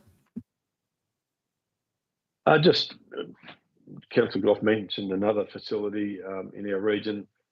I've myself seen the Midwestern area tip, where they actually have a shop set up out there for usable goods that people want to take out to the tip, and they're there for resale at a very cheap rate or exchange even. Just wondering if there's any thought for that in the future to still allow people to pick up, as Councillor Wells said, one man's trash is another man's treasure. I'd love to see that keep going, that recycle. Yeah, a good point, Councillor Mann, because there are a few other places that do that. Through Mr. CEO to Mr. Lobb.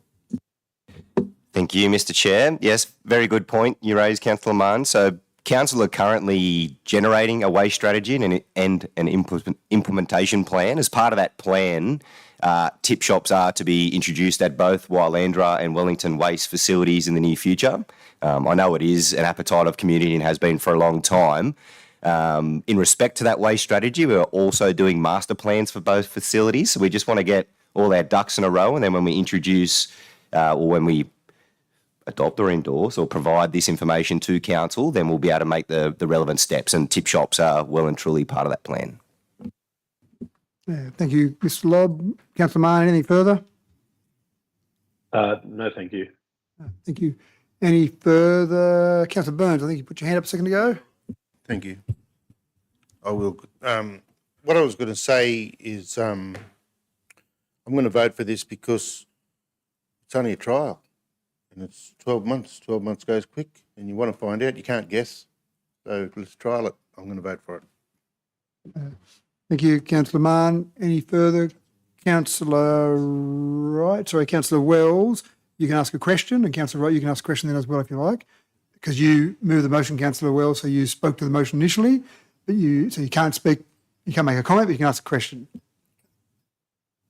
So one, I can ask a question, but two, I can't do a reply yet. No, you at the very end, you get your right of reply at the very end to anything that's said in the debate. Okay, great. So my question is, at the moment, people can get once per annum curbside pickup, and I understand that they can also do a waste facility drop-off for a minimal. You can get one voucher to go out to the Wylandra or to Wellington to drop off at one of those. So there's actually 2 free drop-offs a year, is there not? So through the CEO to Mr. Lobb. Through you, Mr. Chair. Yes and no, Councillor Wells. So at the moment, the domestic rates cover 1 free delivery to the respective facilities that you mentioned, Wylandra and Wellington, obviously with some conditions associated with that tip voucher. And then in addition, you do get that 1 collection service. So the differentiation there is 1 is a collection service and 1 is a delivery service. So that will still remain if this does get forward. Thank you. Thank you. Any further questions, Councillor Wells? Councillor Wright, you had a question? Thank you, Mr. Mayor. So should this motion pass and then we do move forward with the trial, I would expect that, so my question is, I expect that we would see quite a detailed report come back to council after this trial period so we can make a decision on whether this proceeds into the future. That'd be right to assume that? Thank you, Councillor Wright. To CEO to Mr. Lobb. Sorry, not to Mr. Lobb, Mr. CEO. So that would be the intention, but if you wanted that certainty, it's not in the recommendation at this point in time. So if you wanted to call that out more strongly, you could make an amendment and that a report upon the completion of the 12-month trial be provided to council for their consideration. But then I'll throw for the plan to Mr. Lobb, if I could, Mr. Mayor. No, you can't, but I will. Through you, Mr. CEO, to Mr. Lobb. Thank you, Mr. Chair. To concur what the CEO has said. In essence, we're always going to do a summary report, as we should anyway with any trial, but yeah, to formalise it. Yeah, I agree with the CEO's comment. Thank you, Councillor Wright. Any further comments, questions, debate, councillors? No. So now, Councillor Wells, you have the right of reply to anything that was said in the debate. No new information to things that were said in the debate. Thank you, Mr. Mayor. Noted. In terms of all of the discussions, quite interesting actually. At the end of the day, to me, it's also, following what Councillor Burns says, it's a 12-month trial and we won't learn anything if we don't try. So I like to be courageous at times. And I think it's a good opportunity. So that's all I wanted to say. Thank you. Thank you, Councillor Wells. We have that before us at the moment. Council endorses the 12-month trial, etc., as per the recommendation. All those in favour? All those against? Declare that carried.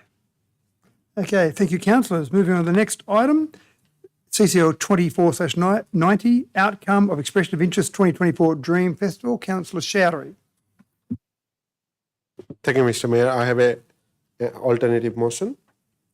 A CCL 20/490, number 1, that is to be noted that since the closure of EY, the council report, 2 organizations have contacted council to state they had made submission prior to the EY close. Number 2, that is to be noted that this submission do not appear the council system. Number 3, that is to be determined that EY process be reopened for 1 more week, open 9 a.m. Friday 26th of April and close at 11:59 p.m. Thursday to 2nd May 2024, so that all applicants can resubmit their applications. Number 4, that CEO to then assess the application and should a suitable applicant be determined, move towards formalizing an arrangement through a funding agreement as per the conditions set out in EOI. Number 5, that CEO to report back to council on the outcome of the EOI assessment. Thank you. Thank you, Councillor Chowdhury. I was just checking something with the CEO there. So just on that last point, the CEO bring back information. Are you asking the CEO to make the determination? Let's say we get 5 applications. Are you asking the CEO to make the decision on who would be the successful applicant, or do you want that to come back to council for council to make the determination on who would be the successful applicant? Yeah, I think it would be great to come back to council and the councillor can take determination. But also the time frame. Do you have enough time because of Dream Festival? And so I'll just get a seconder for yours first. Can I have a seconder for that, please, councillors? Seconded by Councillor Burns. Just before you speak to it, Councillor Chowdhury, just on that, it may be necessary, Mr. CEO, to do an extraordinary meeting of council. If we wait till the end of May, that might be pushing it for someone to organise that. And so I suppose in your discussions with the applicants, that might be something that is brought up. So I'm imagining it may be necessary to do an extraordinary meeting, possibly. Yeah, to get that clarity, so there would be a report being brought back to council with the outcome of the assessment. Could I ask, beg your indulgence, Mr. Mayor, just read point 4, I think it was, or the second last point, just to give me that aha. It's okay. Yeah. Sorry, I've got it here, Councillor Chowdhury. Sorry.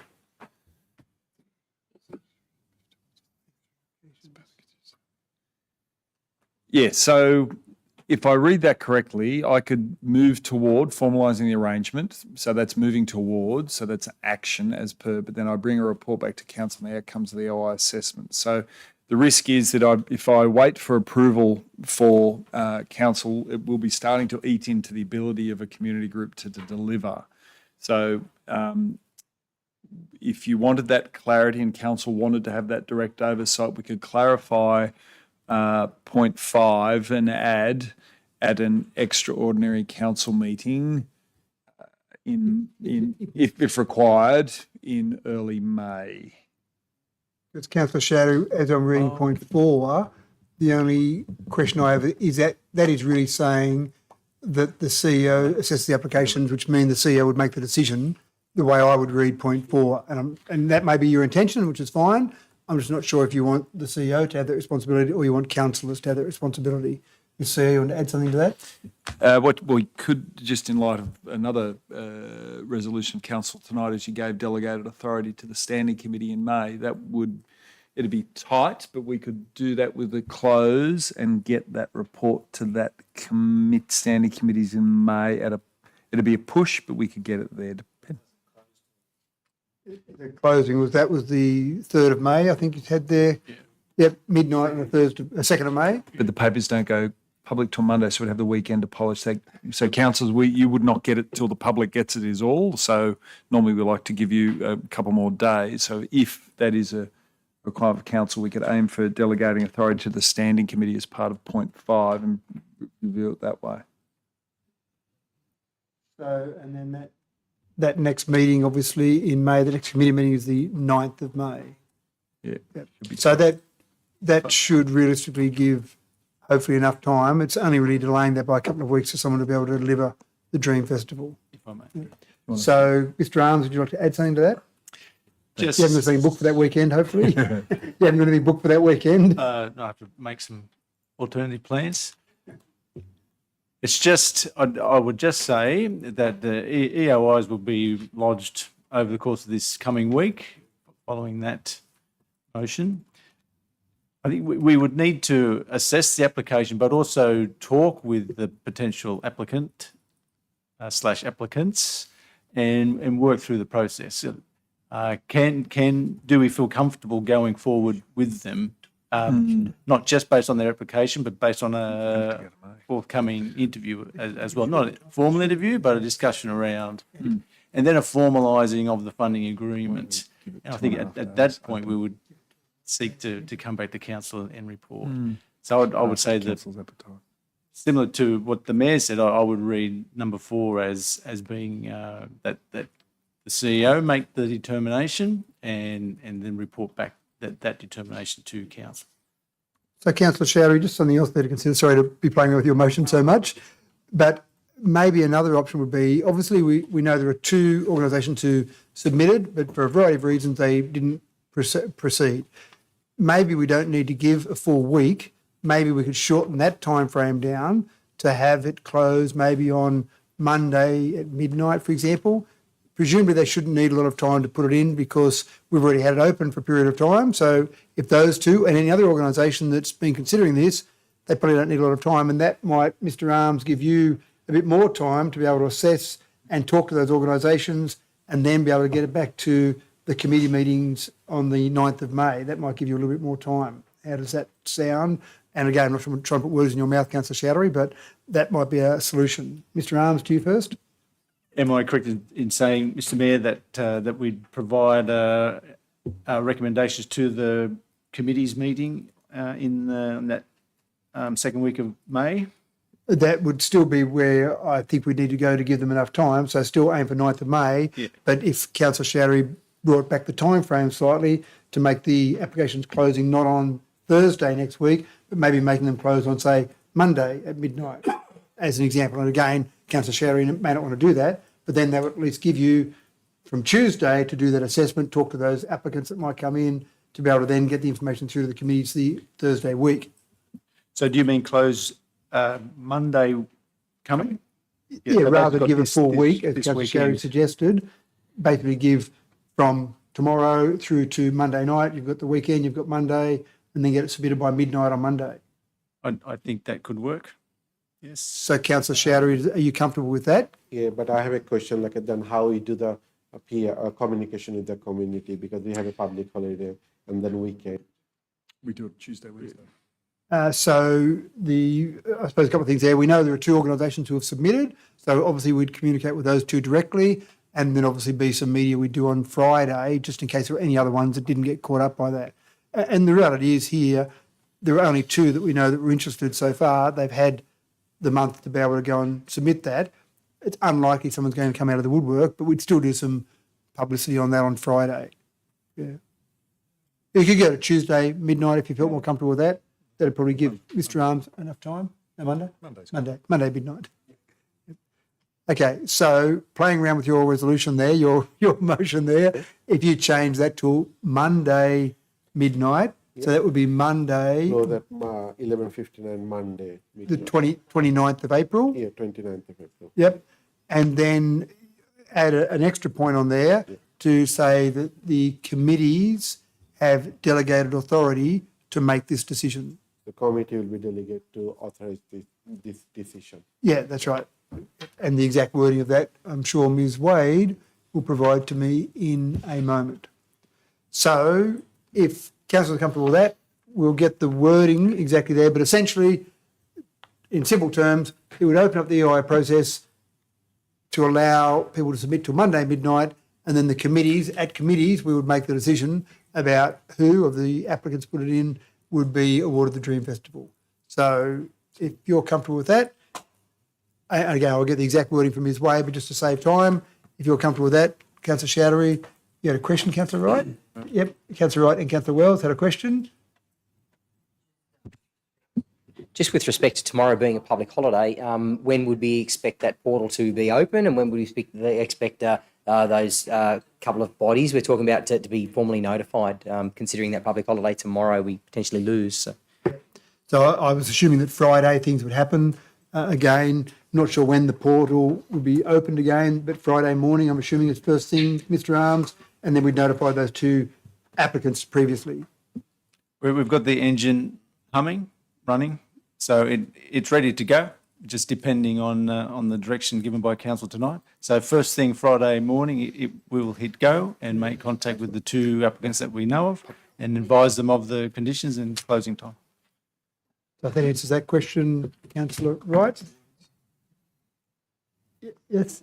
Okay, so if we've got, then I'll read this out now. We've got it now. Thank you, Ms Wade. So points 1, 2 are the same, Councillor Chowdhury.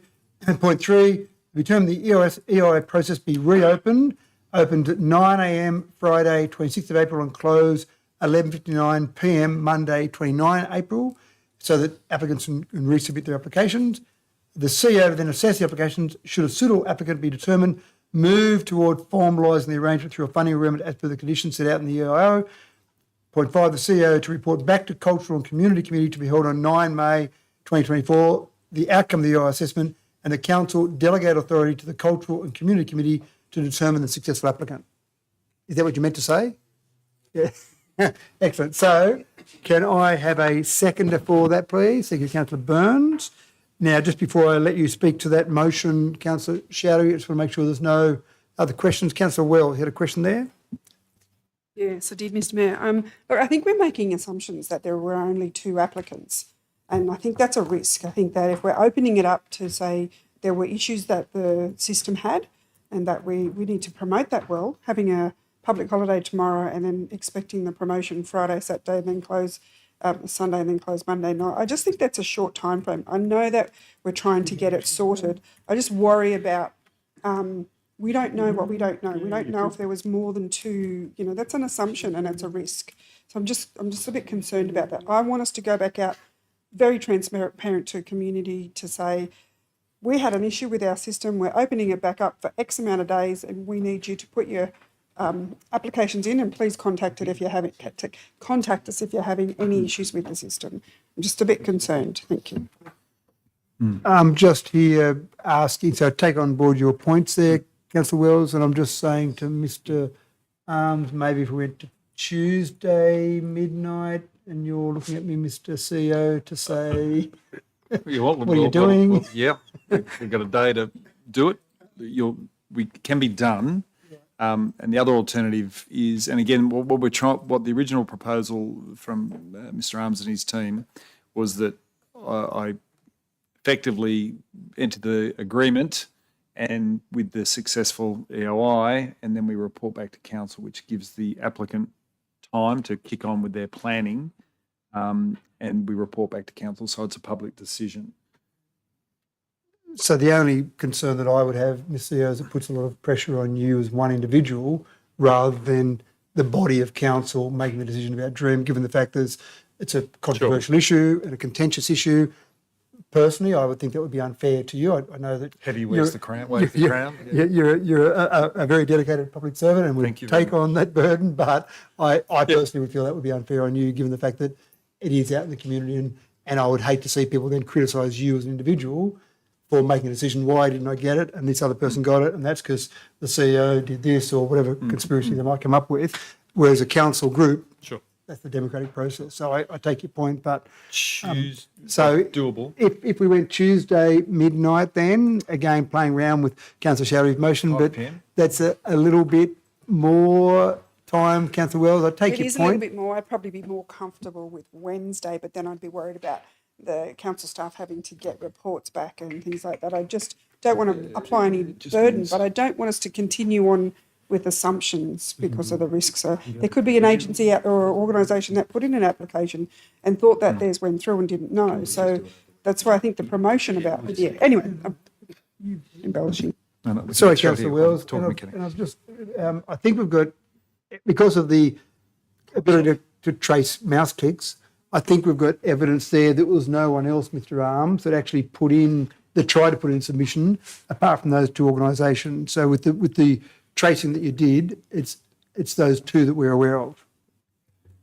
So we're aware that there were two because they made contact with us and said that we lodged. And so we were able to find one, weren't able to find the other one. So we don't know if there was a third one that had lodged. The only way that we know there was two because they told us the mouse click tracking comes from that. So, Mr. Mayor. So thank you, Mr. Arms. Mr. CEO. So as long as councillors, so again, normally we get the agenda to you on a Friday before the weekend. For this particular business paper, if you're comfortable in getting it as the public gets it on, published on Monday, that gives us time. Should you close it on Thursday, yes, from a processing point of view and consideration, the more time the better. But if there is an appetite to just leave it open that little bit longer on Thursday, just know that we'll just have to get the report to you on Monday morning. We'll release the papers on to the public. So if you've got that level of comfort, we can go back to the original Thursday to pick up what Councillor Wells was saying. So you're saying go back to where we started from? Such is the process. So, Councillor Showery, I've played around enough with your motion. I do apologise. So up to you. You can leave it at the Monday. You can take on board Councillor Wells' comments and the CEO's comments about moving it back to the Thursday. I think the important part is the decision being made at the committee meeting, so councillors would still make the decision. Just in terms of timing, you choose, it's your motion, you choose when you'd like to close those. No, as Councillor Wells said, I'm going with like a Thursday, so it is a bit more time. We don't know whoever submitted or not submitted, so it's a technical error, so we better go with. Okay, so as the motion, as I read before, when I stole Ms Wade's notebook, as it was, except it would be Thursday, 2 May at 11:59 p.m. Okay, so thank you for your indulgence, councillors. We got there in the end. Now, no. Okay. The CEO's just asked Mr. Councillor Showery, could we do 5 p.m. on Thursday? Are we comfortable with that? Yep, okay. That should be good, yeah. Oh, yeah. 5 p.m. Thursday. Okay. We've got the resolution, we've got the motion. Now, we've got it. That seconded. Is the seconder happy? Councillor Burns, you're happy with those changes there? Councillor Showery, would you like to speak to your motion now? I just briefly say, thank you those two community groups. They when they see that report come to the online and they take the initiative and contact with the council. And also I like to thank the council staff. They also acknowledged there was some sort of error. Technical error, and I encourage the community. We don't know who have submitted or not submitted. Please encourage everyone, whoever interested. This Dream Festival is really one of the big festival, and we want to see many more years this festival happening in Dubbo region. So I encourage the community member with the passion. Please come forward and submit your EOI. Thank you. Thank you, Councillor Showery. Any further discussion or debate, councillors? I think we've done all that, haven't we? Any further discussion or debate? Questions, councillors? No? Okay, there being none, I put that. All those in favour? Against? Declare that carried. Well done, Councillor Showery. Next item, CCL 24/91, Cameron Park Toilets. Councillor Ivey.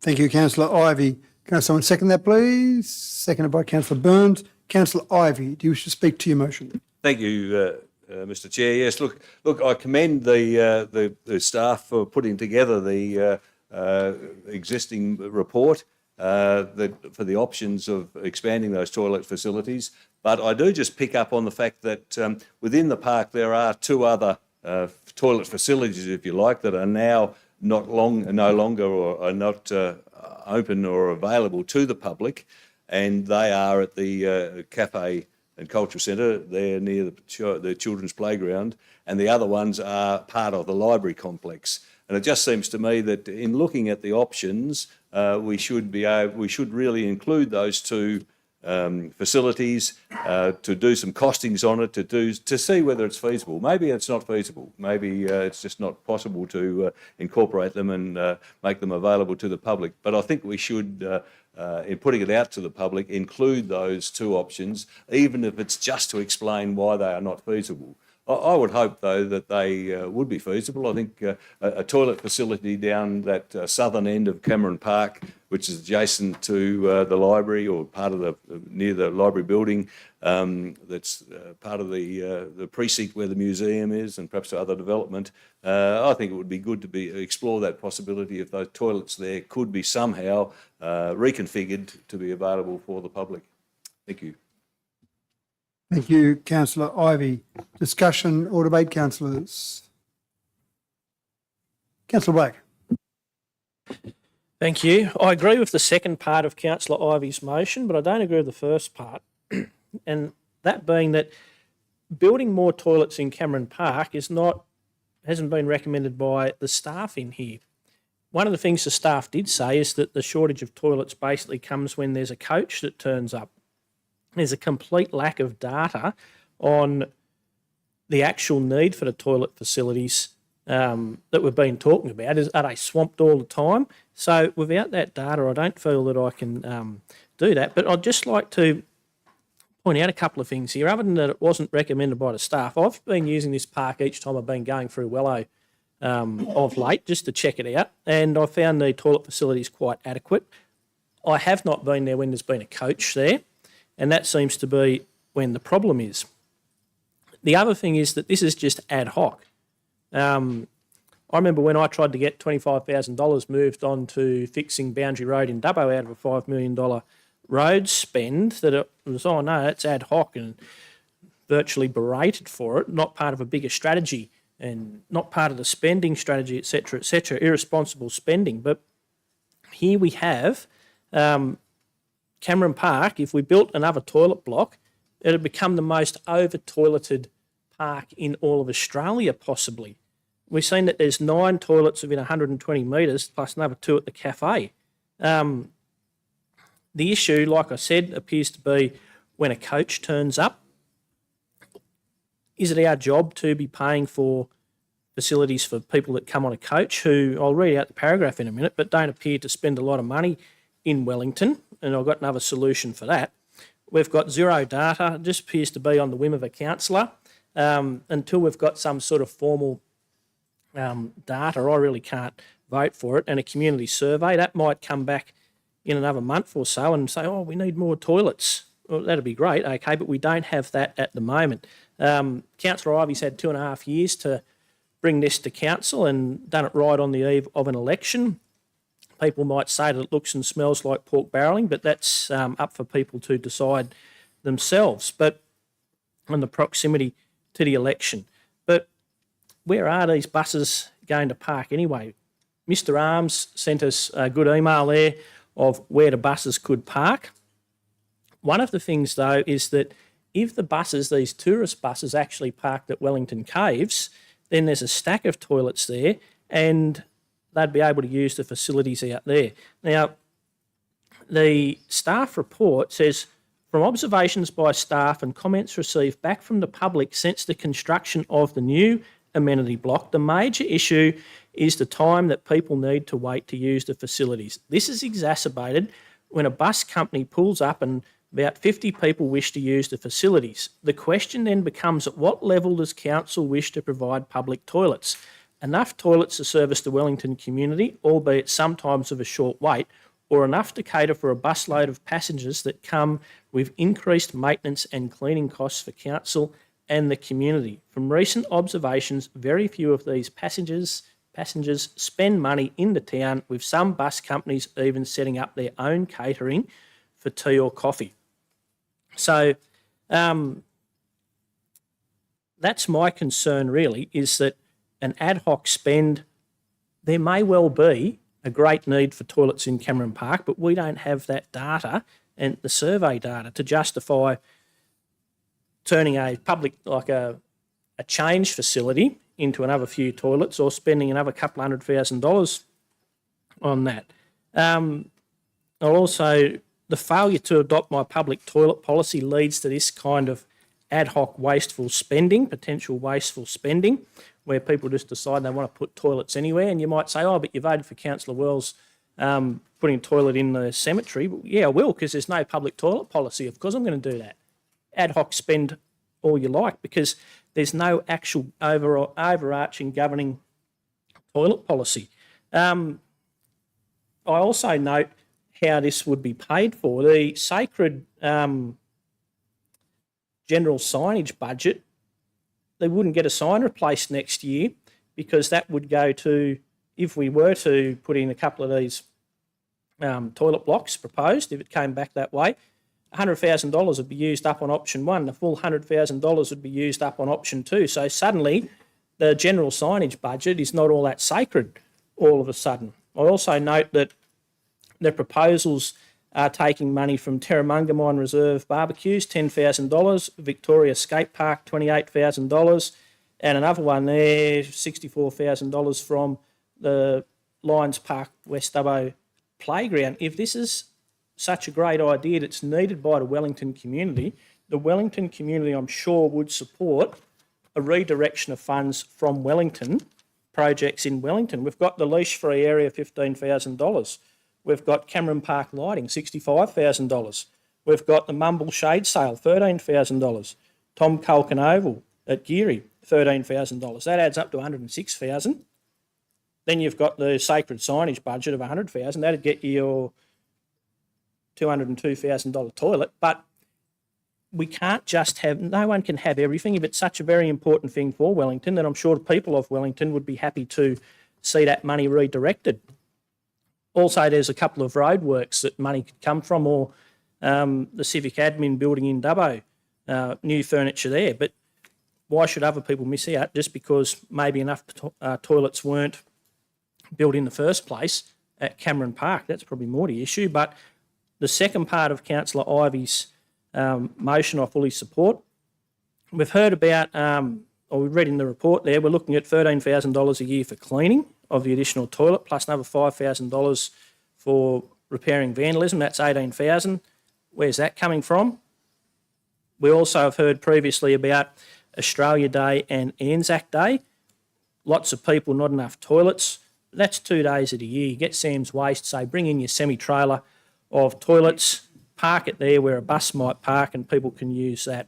Like, there's no point building more toilets than you need in a park. That really is just wasteful spending. There might be a big need, but we don't know because we don't have the data on that. But one other little point I'll make is that a lot of these other councils seem to be doing toilets a lot cheaper than what we're doing them for in Dubbo. So I was recently talking to people out at Nyngan Council. They built at Larkin Oval at Nyngan a toilet block there. They got a flat pack out of Queensland, and they had a local builder, plumber and electrician erect that on site. And that was $128,000 for 7 individual cubicles, unisex, plus a unisex disabled individual cubicle. I was out at Warriner Council just the other day talking to some people in the management out there. They make their own dunnies, he said, for $50,000. They make them at council, basically copy another one and build them. They did a single disabled unisex toilet for $28,000 installed that they made. But here we see massive costs all the time. I guess it's a Dubbo Council tax or something like that. But we really do need to try to get the price of these toilets down to what other councils seem to be able to do. But like I said, it looks like Cameron Park could potentially be the most over public toileted park in Australia, and I just can't support that at the moment with the lack of data. Thank you. Thank you, Councillor Black. Further discussion or debate, councillors? Councillor Wright. Thanks, Mr. Mayor. Actually, Councillor Black just highlighted one of those figures in that particular report, which it just astounds me that the council has to allocate $5,000 for vandalism in our bottom line that ratepayers pay. It's crazy that we even have to allocate that amount of money just purely because of mindless vandalism on community-owned assets. It's crazy. I know Councillor Black talked about a lot of different items in respect to these toilets, and I think we can argue that any of those items that could be ad hoc items. I'm not sure why Terramungamine needs a new barbecue. They've got one out there. You just got a lot of fire under it. There's shade sails for a couple of the parks. I'm not sure why that's priority for them. You call that ad hoc as well, and we could call a lot of items ad hoc. I look back at the previous council who built this facility, and they halved the amenity, went from 8 toilets to 4. And I understand that there's a fair few toilets, as Councillor Black said, within about 120 metres. So on the surface of it, it seems well serviced. But I've just got a couple of questions. I think there's a number of those toilet blocks, so there's probably 7 other toilets that are within buildings or facilities. Can maybe get just a question. Do we know when those other facilities are actually open to the public? I'm assuming they're only open during business hours. Sorry, just finding that in my report here. The Visitors Information Centre, Wellington Library, and the old Visitors Information Centre or Cafe. Do we know hours of operation or availability of those particular amenities? Thank you, Councillor Wright. Through CEO to Mr Arms. Mr. Chair. So the library is business hours. Fundamentally, the cafe, etc., as part of their lease, it's not a public toilet. It's for customers only, and so there are 9 toilets in that vicinity, but they generally have different status. The public toilets there are the key toilets for the visiting public. They can access the library toilets during business hours. They can visit the library. And if they were a customer at the cafe, they could use those toilets. So that's a situation that had changed around that lease arrangement, as discussed in the report, after the construction of the new facility. Thank you, Mr Arms. That answers that. Councillor Wright? Yeah, thank you. So my guess is that the Visitors Information Centre which is now the Art Cafe, the other Visitors Information Centre, and the Wellington Library probably aren't open on weekends. Is that correct? Councillor Wright through Mr CEO to Mr Arms. That's correct. Or potentially public holidays. Through CEO to Mr Arms. No, sorry, back to you, Mr CEO. Yeah, just to the actual VIC attached to this building we're in now, that is open on weekends, 9 till 5. Public holidays, I'll have to check on, but so it is limited. It's not a public toilet. It's open a lot, so there is some access. Thank you, Mr CEO. Councillor Wright. Yeah, no, cool. Thank you. Like I said, I think this halving of amenity by the previous council was probably a bit of an oversight. We've been hearing about this issue with toilets in Cameron Park for quite a while. Look, I'm happy to see it reviewed.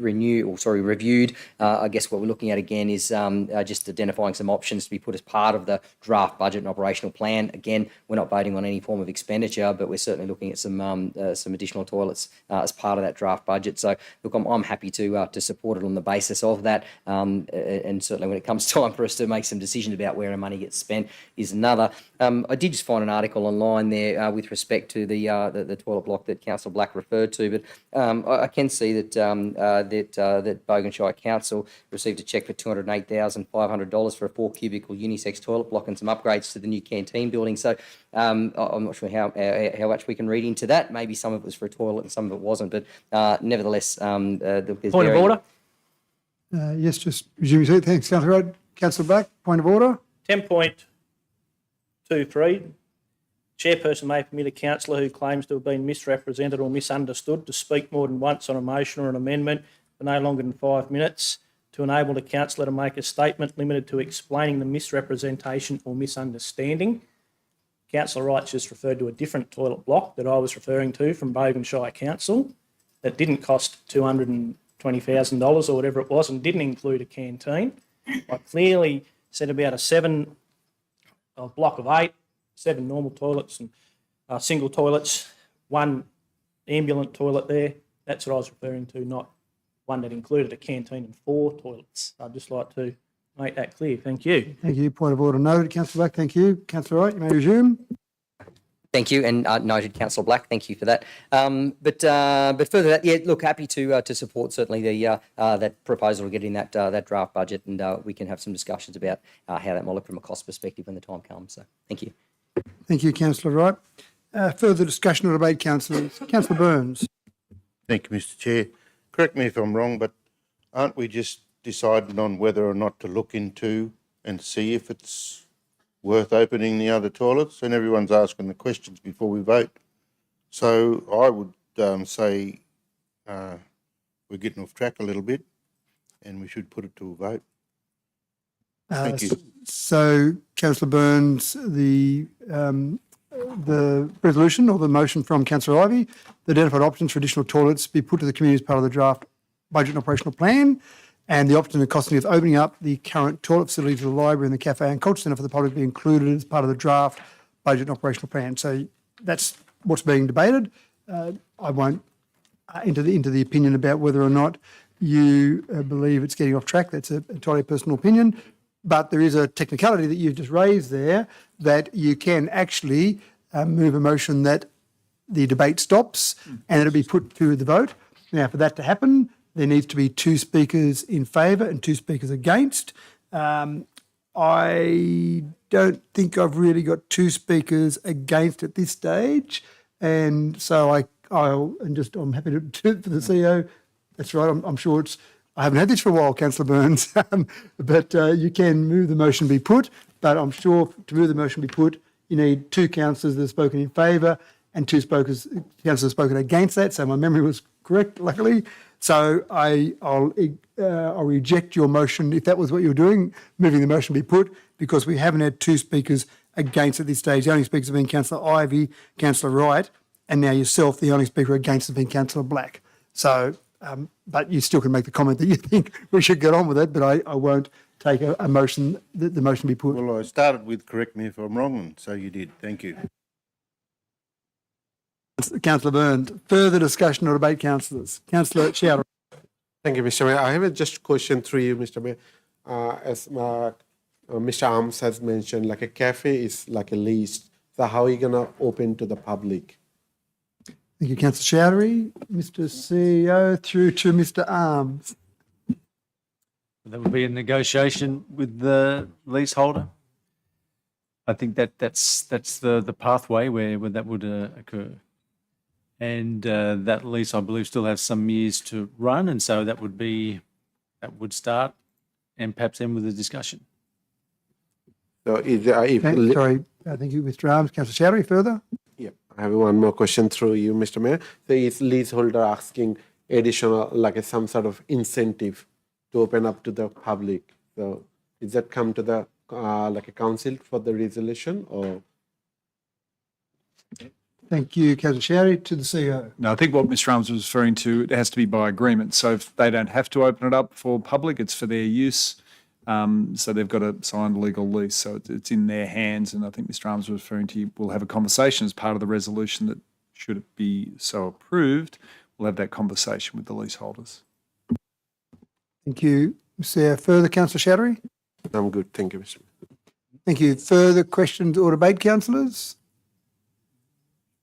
No? Okay. Thank you, councillors. So, Councillor Ivey, you have a right of reply. Again, I'll remind you about things that have been mentioned in the debate. Yeah, thank you, Mr. Chair. Just picking up on a couple of the points that Councillor Black said, really the the restructure of the toilet facilities, there were 7 toilets and a urinal. We've more than halved that. I don't think that in this day and age, going backwards by half over 6 years is really a good idea. His other point of saying, look, we shouldn't really just, we're not here to cater for coaches. Well, I agree, we're not here just to cater for coaches, but I think it is extremely important that at least we do provide some facilities for coaches, encouraging people to stop, to encouraging people to enjoy the park, to encouraging people to appreciate what we as a Dubbo Regional Council have to offer, so that they go away, talk to their friends, talk to their relatives, talk to the family, and perhaps encourage people to come back. While you're going up to the Western Plains Zoo, stop at the Cameron Park, because it's a lovely park. There are toilets there, they're clean. There's a cafe there too. This is the sort of thing which we really should, as a council, we should be doing, is encouraging visitations to our area. We run a visitor information centre. It costs a lot of money to run, providing information to visitors, but they can't go to the toilet. I mean, it is just wrong that we're not backing up the facilities, or providing the backup facilities to the promotion that we're giving to our region. Thank you. Thank you, Councillor Ivey. We have the motion before us. All those in favour? All those against? Declare that carried. Thank you, councillors. Next item is CCL 24/92, Dubbo Aquatic Leisure Centre, refurb and upgrade a 50-metre pool and water slide plant room. So I'll move that way, please. Thank you, Councillor Black. Seconded by Councillor Wright. Councillor Black, do you wish to speak to that? Oh, just very quickly. One of the problems of running a council is that you have to refurbish infrastructure, and that's what we're seeing here with this plant room. It's quite pricey, but needs to be done all throughout the LGA, and that's where a lot of our money goes. Thank you. Thank you, Councillor Black. Any other question? Councillor Wright? Thanks, Mr. Mayor. Yeah, happy to support it as per Councillor Black's comment there. Question though, obviously, if we delay, if Council decides to delay this for a further 12 months, what sort of cost might be expected for repairs and maintenance over that period of time to ensure that it is still continuing to operate safely? Maybe that's an estimate or a guesstimate. I'm not sure. Thank you, Councillor Wright. Through you, Mr. CEO, to Mr. Arms. It's a hard one. There's an investigation underway now via WorkSafe New South Wales around an incident that occurred earlier in the year. The work before you will address that. If this work doesn't go ahead, we would have to work with the investigators to see what we could do over the 12-month period. But it would be something like, as I received the information, it relates to some amendments to the plant room.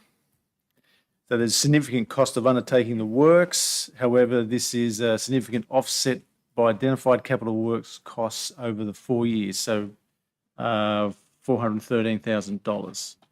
So by doing this work, we avoid paying for that, but we may also need to do some short-term work to satisfy a work cover investigation as well. We don't know what that is precisely right now. One thing we certainly do know is that the plant room is old and needs refurbishment one way or the other, sooner rather than later.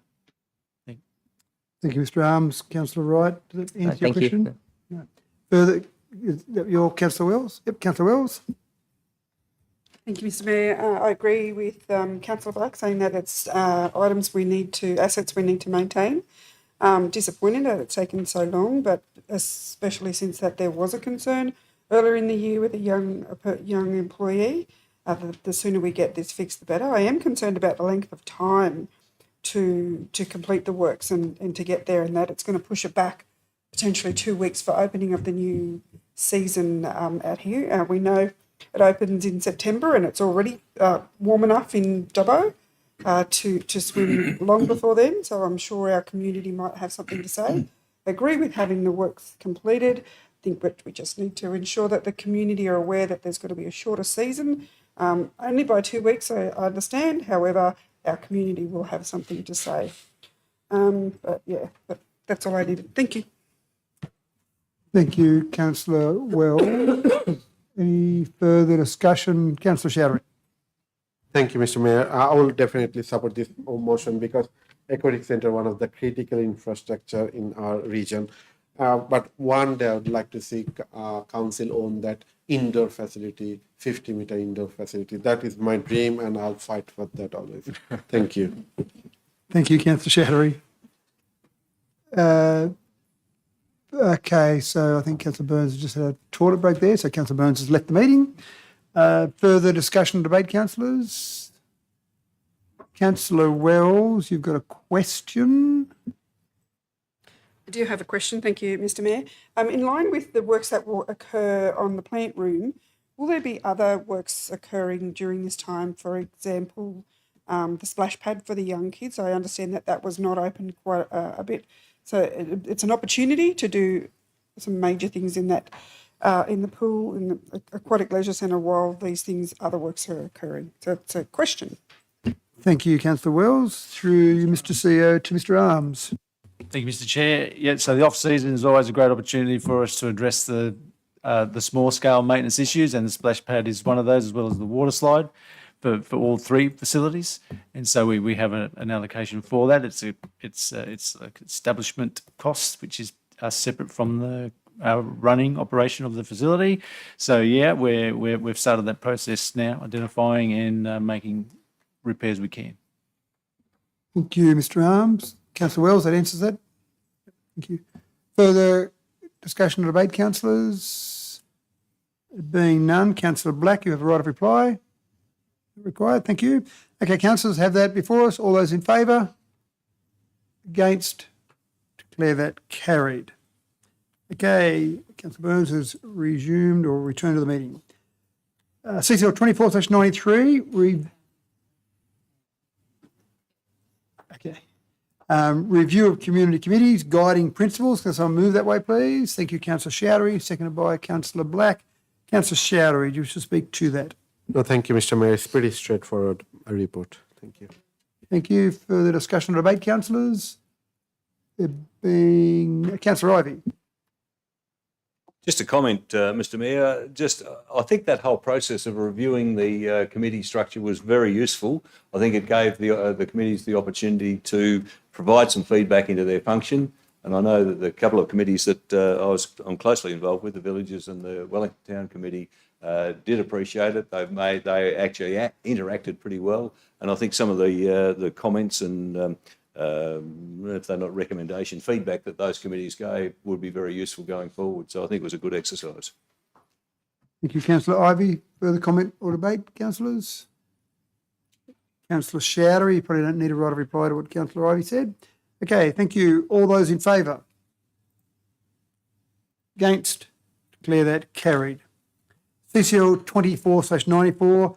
Amendment to Council Policy, Public Interest Disclosures and Internal Reporting. Have someone move that way, please. Thank you, Councillor Black, seconded by Councillor Wright. Councillor Black, do you wish to speak to that? No, thanks. Further discussion or debate, councillors? There being none, I put that. All those in favour? Against? Declare that carried. CCL 24/95, Council Policy, Privacy Management Plan, Results of Public Exhibition Period. Can someone move that, please? Thank you, Councillor Black. Seconded by Councillor Goff. Councillor Black, do you wish to speak to that? No, thanks. Discussion or debate, councillors? There being none, I put that. All those in favour? Against? Declare that carried. CCL 24/96, Execution of Plan of Subdivision, Keswick Estate. Can someone, thank you, Councillor Black. Seconded by Councillor Chowdhury. Councillor Black, do you wish to speak to that? No, thanks. Okay, any discussion or debate, councillors? Being none, I put that. All those in favour? Against? Declare that carried. CCL 24/97, questions and notice. Councillor Black, do you wish to move that, Councillor Black? Yes, thank you. I move the following question. That following the adoption of the rescission of the land swap between the Dubbo RSL Memorial Club, it's got some numbers there, at the ordinary council meeting of 28 September 2023. Questions are: 1, how many staff hours have been invested from 28 September 2023 up until this point in the project of potentially purchasing the site of the former Dubbo City Bowling Club? And 2, what other expenditure has council incurred on this project from 28 September 2023 up until this point? Thank you, Councillor Black. Can someone second that, please? Councillor Wright, thank you. Councillor Black, you wish to hear the response, the verbal response? Yep. Thank you, Mr. CEO, to Ms. Bassingthwaighte. Yeah, so since September, I haven't done hours of how long in staff time, but I can tell you that There was 3 meetings with the WRSL and council staff since September. First meeting was with the CEO and the Mayor. The second meeting was the CEO and the Director of Organisation Performance. And the third meeting was the CEO, the Director of Organisation Performance and the Manager of Property and Land Development. Each of those meetings took an hour with those representatives. As well as has been 5 reports since the rescinding of the land swap.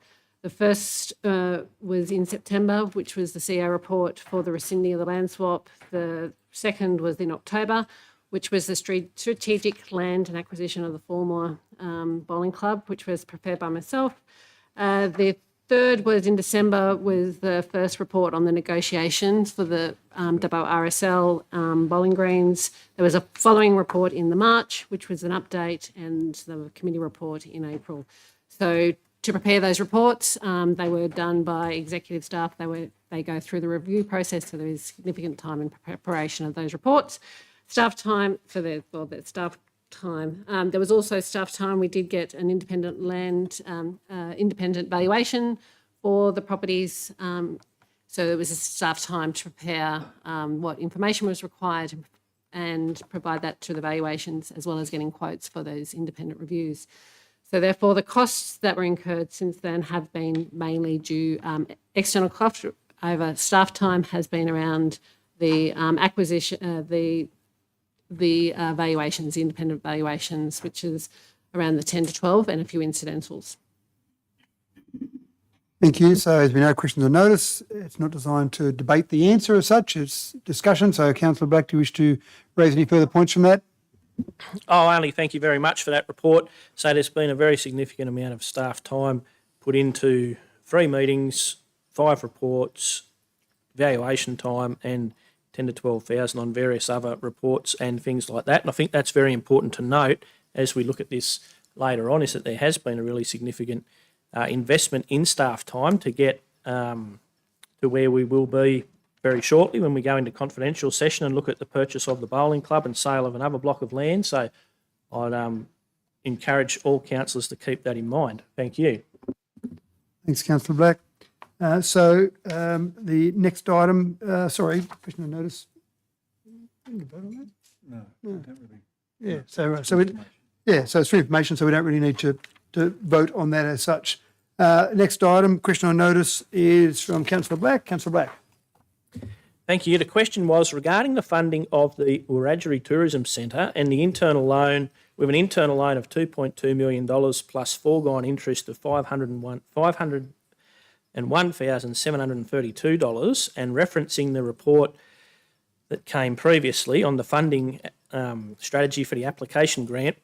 The question is, please list the other identified significant capital investments required over the next 2 years that would not be able to be funded via internal borrowings and that therefore risk requiring alternative funding strategies for future projects. That came straight out of the report referenced. Thank you.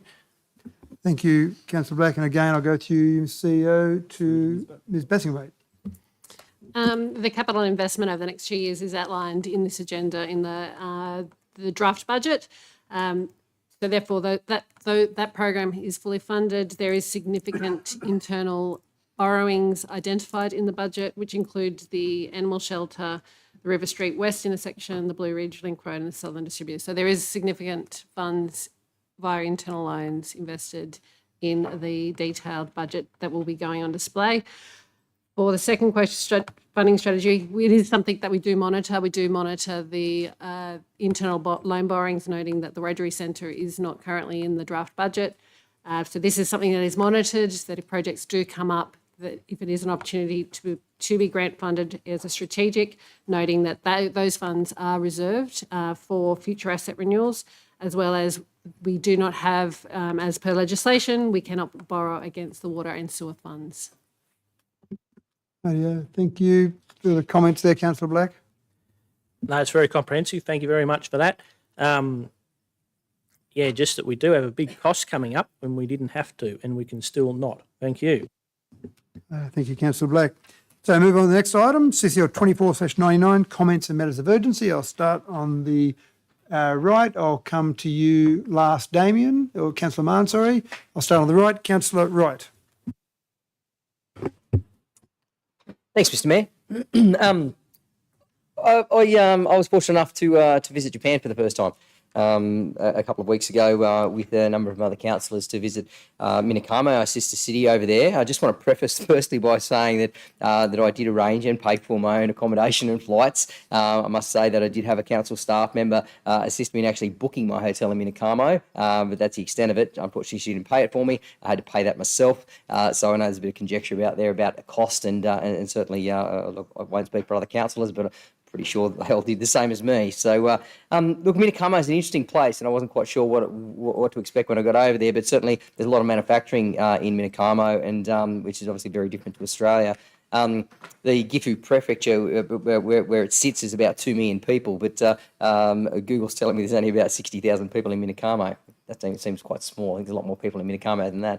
It's interesting talking to the mayor, though. You know, we talk about a lot of differences between the cultures and the countries themselves, but talking to the mayor of Minakamo, who's a young chap, he's indicated some of the three things that they're facing at the moment, some of their challenges, and one of them is that nearly 10% of their population are foreign residents. They've got a lot of Brazilians, Vietnamese, and Filipinos that have moved to the place and taken up roles within, especially some of those manufacturing places over there. And Dubbo is very similar to that. 17% of our population weren't born in Australia, so very heavily multicultural within Minakamo itself.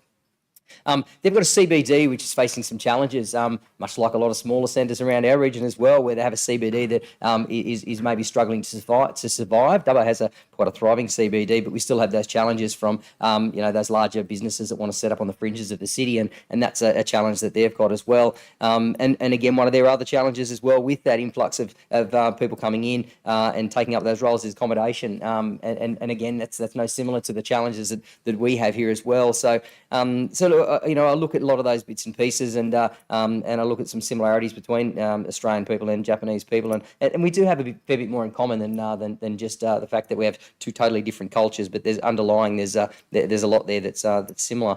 The opportunity for us to share those cultures between exchange students here and over there. I know there's a lot of people in Minakamo that have visited Dubbo on numerous occasions, and they come back or they bring people with them, and that's great for tourism in our region. Obviously, they love coming over to look at the Japanese gardens and the facilities we have there as well. So.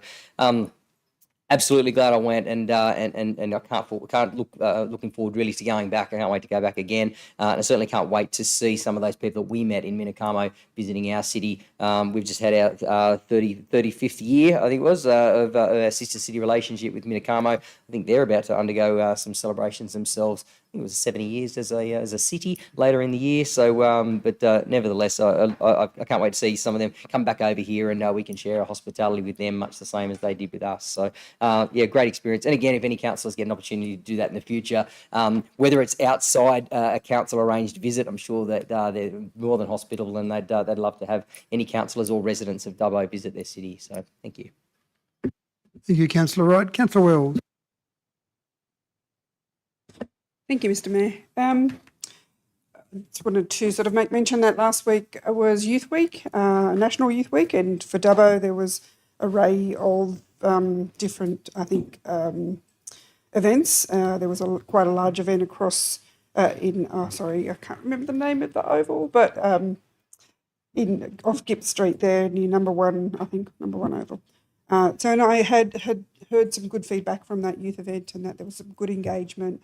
And from hearing from caseworkers that work in our youth services saying that they really thoroughly enjoyed it, and the young people did too. So it's just a great Youth Week event, and there are plenty more events coming up in the next few months that I'm sure Dubbo will continue to be very active in.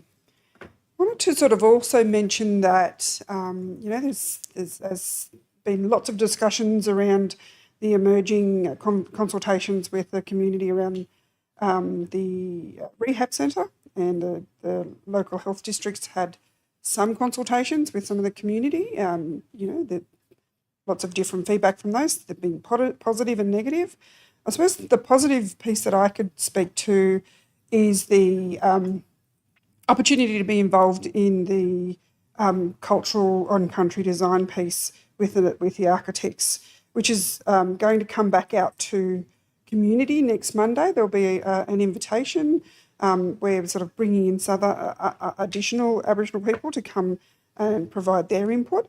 And I think on this, there's been a few of us in the first instance, myself as well as Councillor Bones and a couple of other members have been a part of the initial conversations. And I did want to sort of give the community some faith, particularly the community over West Dubbo in Spears Drive, that despite we're still dissatisfied with where the location of the centre, the rehab centre will be, but the opportunity to provide input to how it will have some cultural aesthetics and some really good, I think, aesthetics all round, so that it's not going to be seen from the neighbourhood as a big building that's just around addicted people with addictions hanging around that area. It's actually going to blend well with the community. The intention is to have some facades that look similar to the other surrounding areas.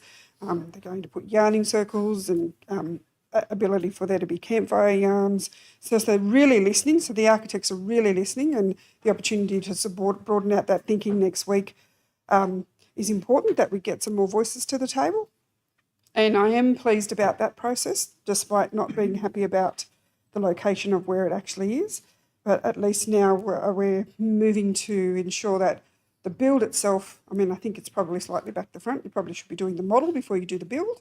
But the build is nevertheless part of the engagement at the moment. So I just wanted to sort of make mention that we've been involved in some cultural design and it's progressing. Thank you. Thank you, Councillor Wells. Councillor Etheridge. No, thank you, Mr Mayor. Councillor Black. Oh, yes, thank you. Just a couple of very quick things. First of all, I note Mr Martin Simmons' comments at the beginning of the meeting in the public forum session there about the proposed or going out to EOI or sale or lease of the sale yards there. He seemed to lump all councillors in together with the councillors hadn't been to all workshops and those sort of things. Look, I think I pretty much have, and I've read all the paperwork, and he must have missed somewhere along the line that I actually voted against putting the sale yards out to expression of interest for lease or sale. So I'll have to ring him up and remind him of that. But I don't know if it was an exercise in how to win friends and influence people. So I'd just like to make that point first of all, but also note that I've consistently voted against privatisations throughout the last 2.5 years at council here for pretty much every privatisation that's come forward, I think. Back to my previous comments about rates, 5% rate increase, that's just too much when we see spending where a 2.5% rate increase is about $350,000. So when we've got 1%, it's about $140,000. We need to be able to find savings. We've seen some, maybe not wastage, but not the best getting value for ratepayers' money. The Wiradjuri Tourism Centre, a $2.7 million spend there instead of the $0 spend with the 90-10 grant. That's like a 19% rate rise. The 3D printed toilet, like the cost of that compared to the cost of that $128,000 Nyngan Council, Boganshire Council at Nyngan toilets, that's like a 1.25% rate rise. So every time we're spending money, we're splashing it around, spending like drunken sailors sometimes. All of that does add up, and I think that we really need to make sure we're not doing that, because every little bit can bring down the percentage of the rate rise. I touched previously on the toilets that other councils seem to be doing a lot cheaper, and that's something that maybe we could look at in Dubbo. Finally, I'll just finish on this. Recently, I was directed to a video on YouTube of the Mayor on his 2DU talk, the mayoral interview on 2DU from the 11th of May 2024 regarding the rehab centre. I've got the corrected transcript here. I'll just read a little bit out and I'll reply to it. The Mayor said, the government has now come out and said that they've started the consultation process, this is around the rehab centre with the site at Spears Drive, with the Spears Drive site. So effectively they're saying they've moved ahead with the Spears Drive site. I suppose that's disappointing. I suppose what's disappointing there is that we've got some Labor Party councillors on council, and obviously it's a Labor government. So you'd hope that they were pushing Ryan Park, the minister, to change that location. We've also got a Labor Party MLC who's based here in Dubbo, and he is very much aware of the site, and the site is not desired by the community and by our council. We've resolved that definitively. So it's a bit disappointing that they haven't got the power at the MLC level with Stephen Lawrence or at the local councillor level with the councillors in the Labor Party to use their connections within the Labor Party to get a change to actually say to Ryan Park, the Minister for Health, you can change the location where in the Labor Party, we're your colleague, we don't want it there in Dubbo. But that's where I'm disappointed in our local MLC and our local councillors, members of the Labor Party. They should have been able to use their Labor Party connections and actually affect some change there. I'm going to respond to that. It needs a response, it deserves a response, and it's going to get a response.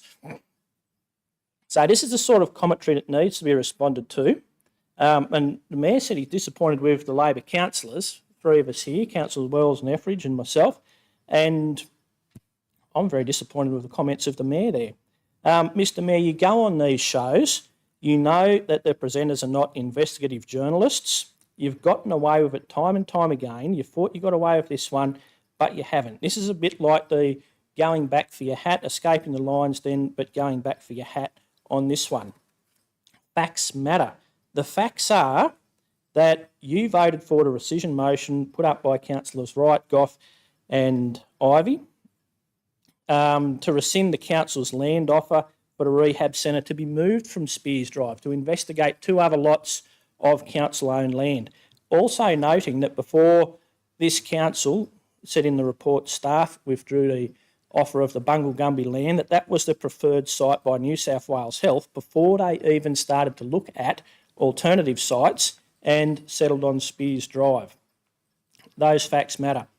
When the Mayor was in Sydney at Parliament House on the 2nd, 3rd and 4th of August 2023, he had a meeting with staff from the Health Minister's office. That meeting wasn't declared in the council business papers of the mayoral appointments and meetings, which I called out at the August 2023 council meeting. That's disappointing. And what is also disappointing is that at that meeting, I've been very reliably told the following views were expressed to senior ministerial staff, basically to paraphrase, that council's opposition is only formal, that council doesn't really care, that council is just going through the motions and people will come to accept the rehab at Spears Drive. That is pretty disappointing. Now, I never said that in the August 2023 meeting, so that's where we get to going back for your hat with this comments on 2DU. But I'm happy to keep calling out these further egregious examples. I know that Councillors Wells, Etheridge and myself did everything that we could to have the site moved from Spears Drive. We had attended a public rally over there. I've spoken to a heap of people. I've moved motions at council, had them rescinded, and then I didn't go and speak to the Health Minister's staff and say that basically she'll be right, the community will move on. So when I heard that, it's basically the three councillors here, Wells, Etheridge and myself, we were actually fighting with both hands tied behind our backs. But we didn't know that at the time. So I'd just like to correct the record on that one and say, yes, Mr Mayor, it is very disappointing that that is what occurred. Thank you. Councillor Ivey. Thank you, Mr Mayor. Look, I've had a whole heap of things topics that I'd like to cover, but I'm just going to deal with two. One being the public forum comments about the Dubbo Regional Sale Yards, and just to reinforce and to say it publicly on the record that there is no decision to sell the sale yards or to lease it. It was purely an expression of interest.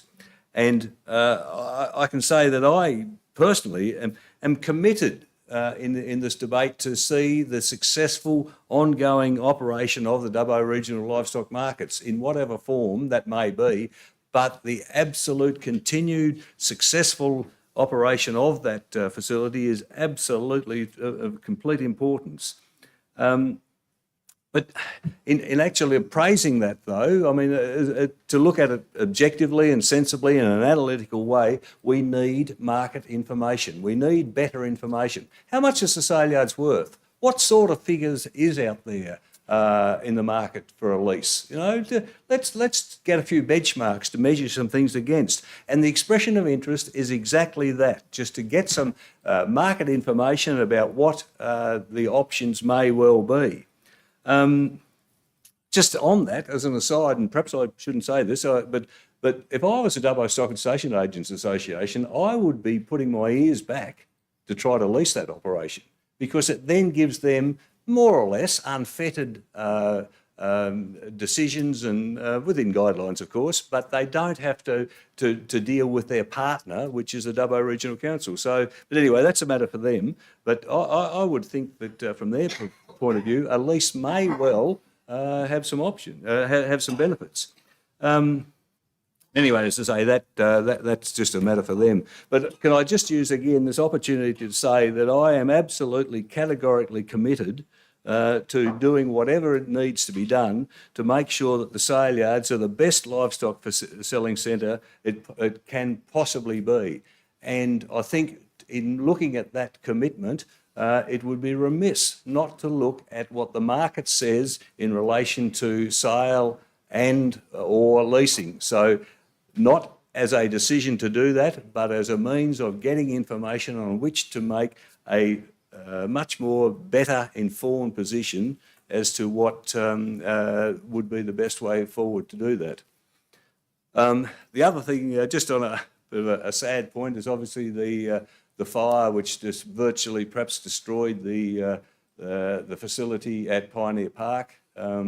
I know last weekend the Wellington Soccer Club hosted a carnival involving a number of Dubbo teams. It was evidently a fantastic day. I wasn't able to go. But you know, not to have a canteen at a function like that was it was such a shame. Anecdotally, I've heard that the 4 kids who set fire to it actually filmed themselves on TikTok or YouTube or something like that and filmed it while it was burning. So it is known who did that. As I understand it, and again, anecdotally, I don't know this, those kids are still just at night in the town. And it's such a pity. I think we do have to do something about crime, but having more police is just but one small aspect of it. I think we do need a much better judicial and some sort of intervention program. Thank you. Thanks, Councillor Ivey. Councillor Goff. Thank you, Mr. Mayor. I also want to commend the efforts of Youth Week that have just happened, and getting the BMX riders here for Dubbo and Wellington were great. And it sounds like half of Wellington went to the BMX at Reigate Park. So that was really fantastic to see all their hard work pay off. Just also want to point out that on the 4th of May, Women for Election are coming to Dubbo to run a workshop. So if there's any women out there keen to, apparently the question's been put forth if men can go, but whatever floats your boat. So if there's any women out there, I really encourage you to jump online for Women to Election to have a look. It's going to be held at the Western Plains Cultural Centre on the 4th of May. The other thing I want to point out is I've unfortunately this week I've had interviews with the Daily Telegraph and Sky News about the recent murder in Forbes of Molly Ticehurst. She's now the 25th woman this year to be killed by a partner or ex-partner.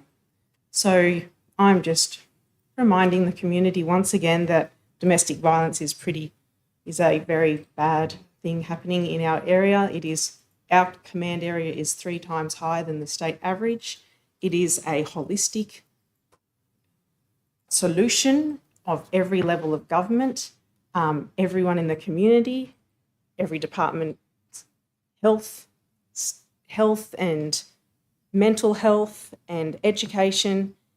And I just start thinking about how we treat each other. Thank you. Thank you, Councillor Goff. Councillor Burns. Nothing to report, thanks. Thank you, Councillor Burns. Councillor Chowdhury. Thank you, Mr. Mayor. like to share my experience in Japan. I went with with Mayor and my fellow councillor.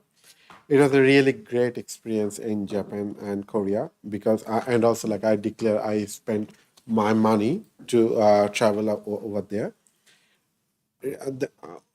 If I didn't visit to Minikamo, I will never realize like how much Minikamo community care about Dabo. Every conversation, the people I met, they always think and talk about Dabo community, and they always say thank you for Dabo community. I think that's a great relation we already have, and I look forward to many more years that relationship ongoing. Other one is I'll mention like a citizenship ceremony. I attended Dabo and Wellington both ceremony, and we have I believe 30 new citizens in Dabo and Wellington, 25 in Dabo and 5 in Wellington. It's really great when we talk to them and they choose then like a Dabo and Wellington out of the all these big cities, and they are passionate to live here, spending time and bringing their families here. It's really mattered to them. That's it, Mr. Mayor. Thank you. Thank you, Councillor Sherry. Councillor Mann.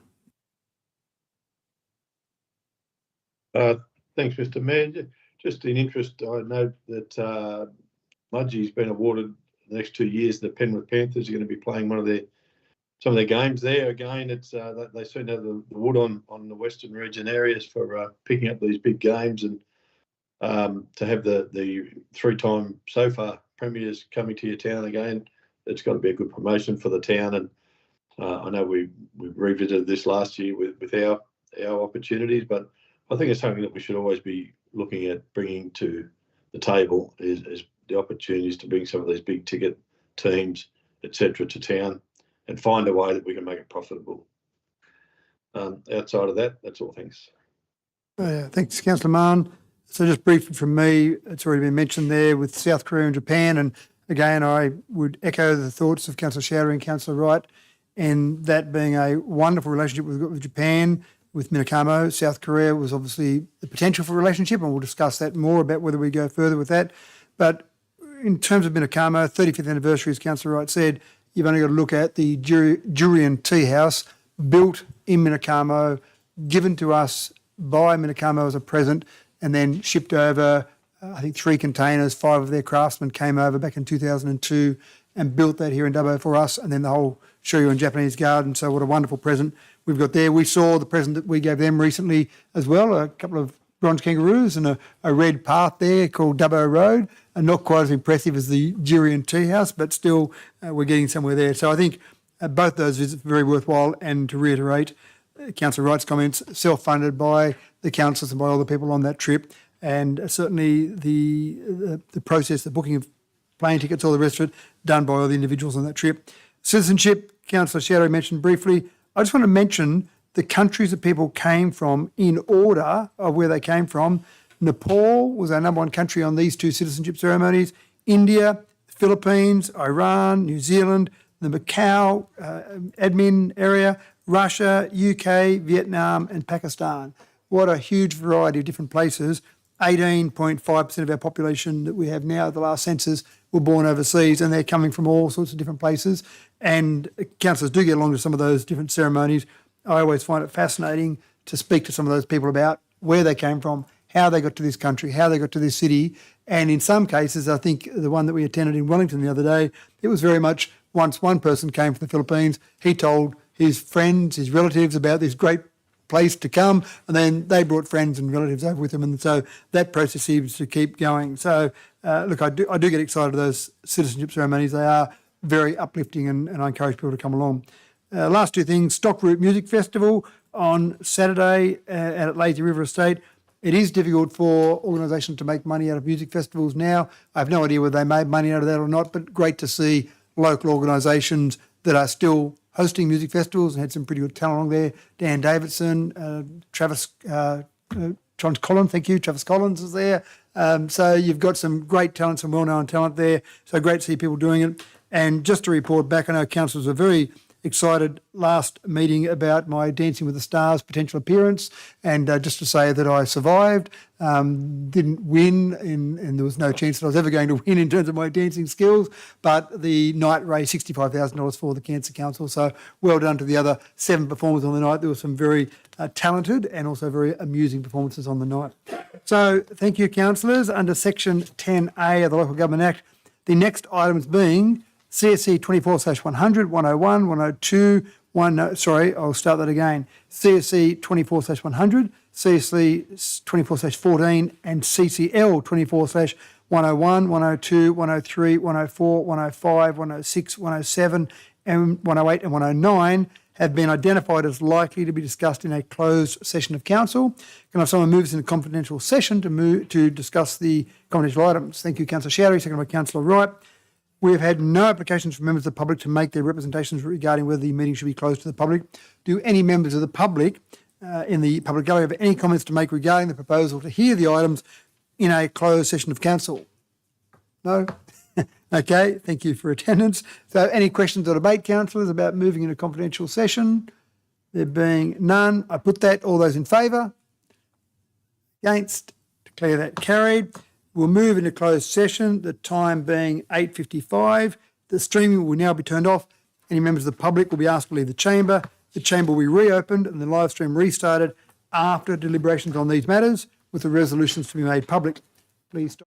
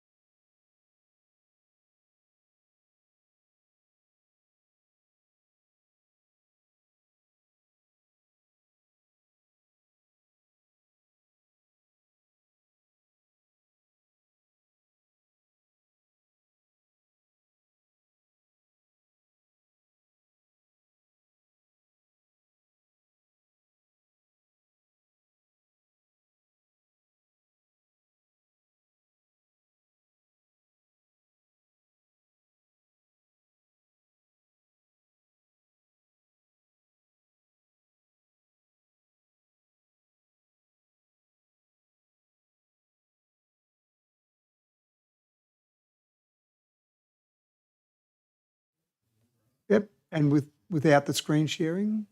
Yep, cool. Righto, council's return to open session at 10:56 p.m. Welcome back. Please refer to the following slides for the motions from closed sessions of council, and I'll just note each individual item that we discussed and debated, and then we'll bring up each of those particular items. So the first item was CCL 24/100, proposed land acquisition, and if we could bring that one up, please, there.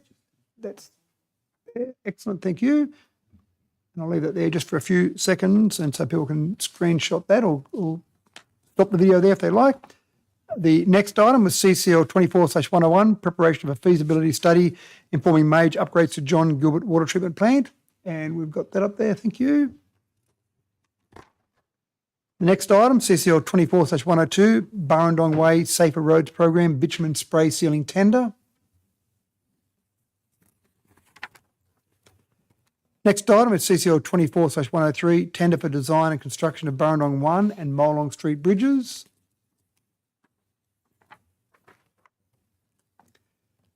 Next item is CCL 24/104, Kintyre Heights unapproved clearing, background and legal advice.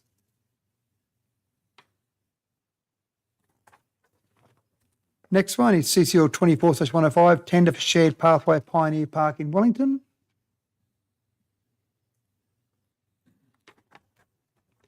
Next one is CCL 24/106, tender for irrigation system renewal for John McGrath Fields.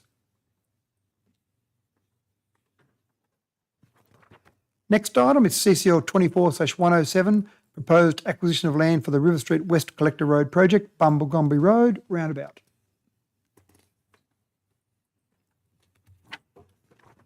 Next item is CCL 24/108, quotation for the renewal of the debt recovery services contract.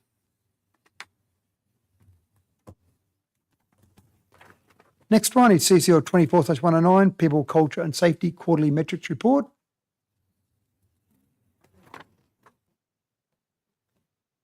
And the last one is CSC 24/14, value to negotiate with the WRSL for the Old Dubbo Bowling Club update. Sorry, just bring that, can you go back to that one quickly, is that all right?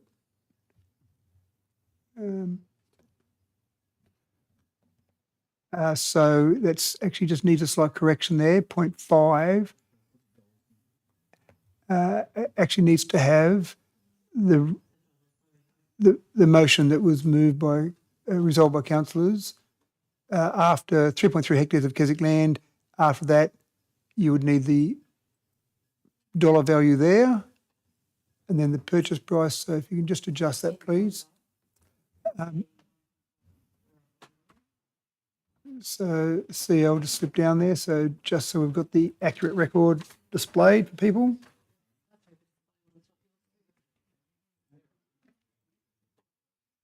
So just bear with us, sorry folks.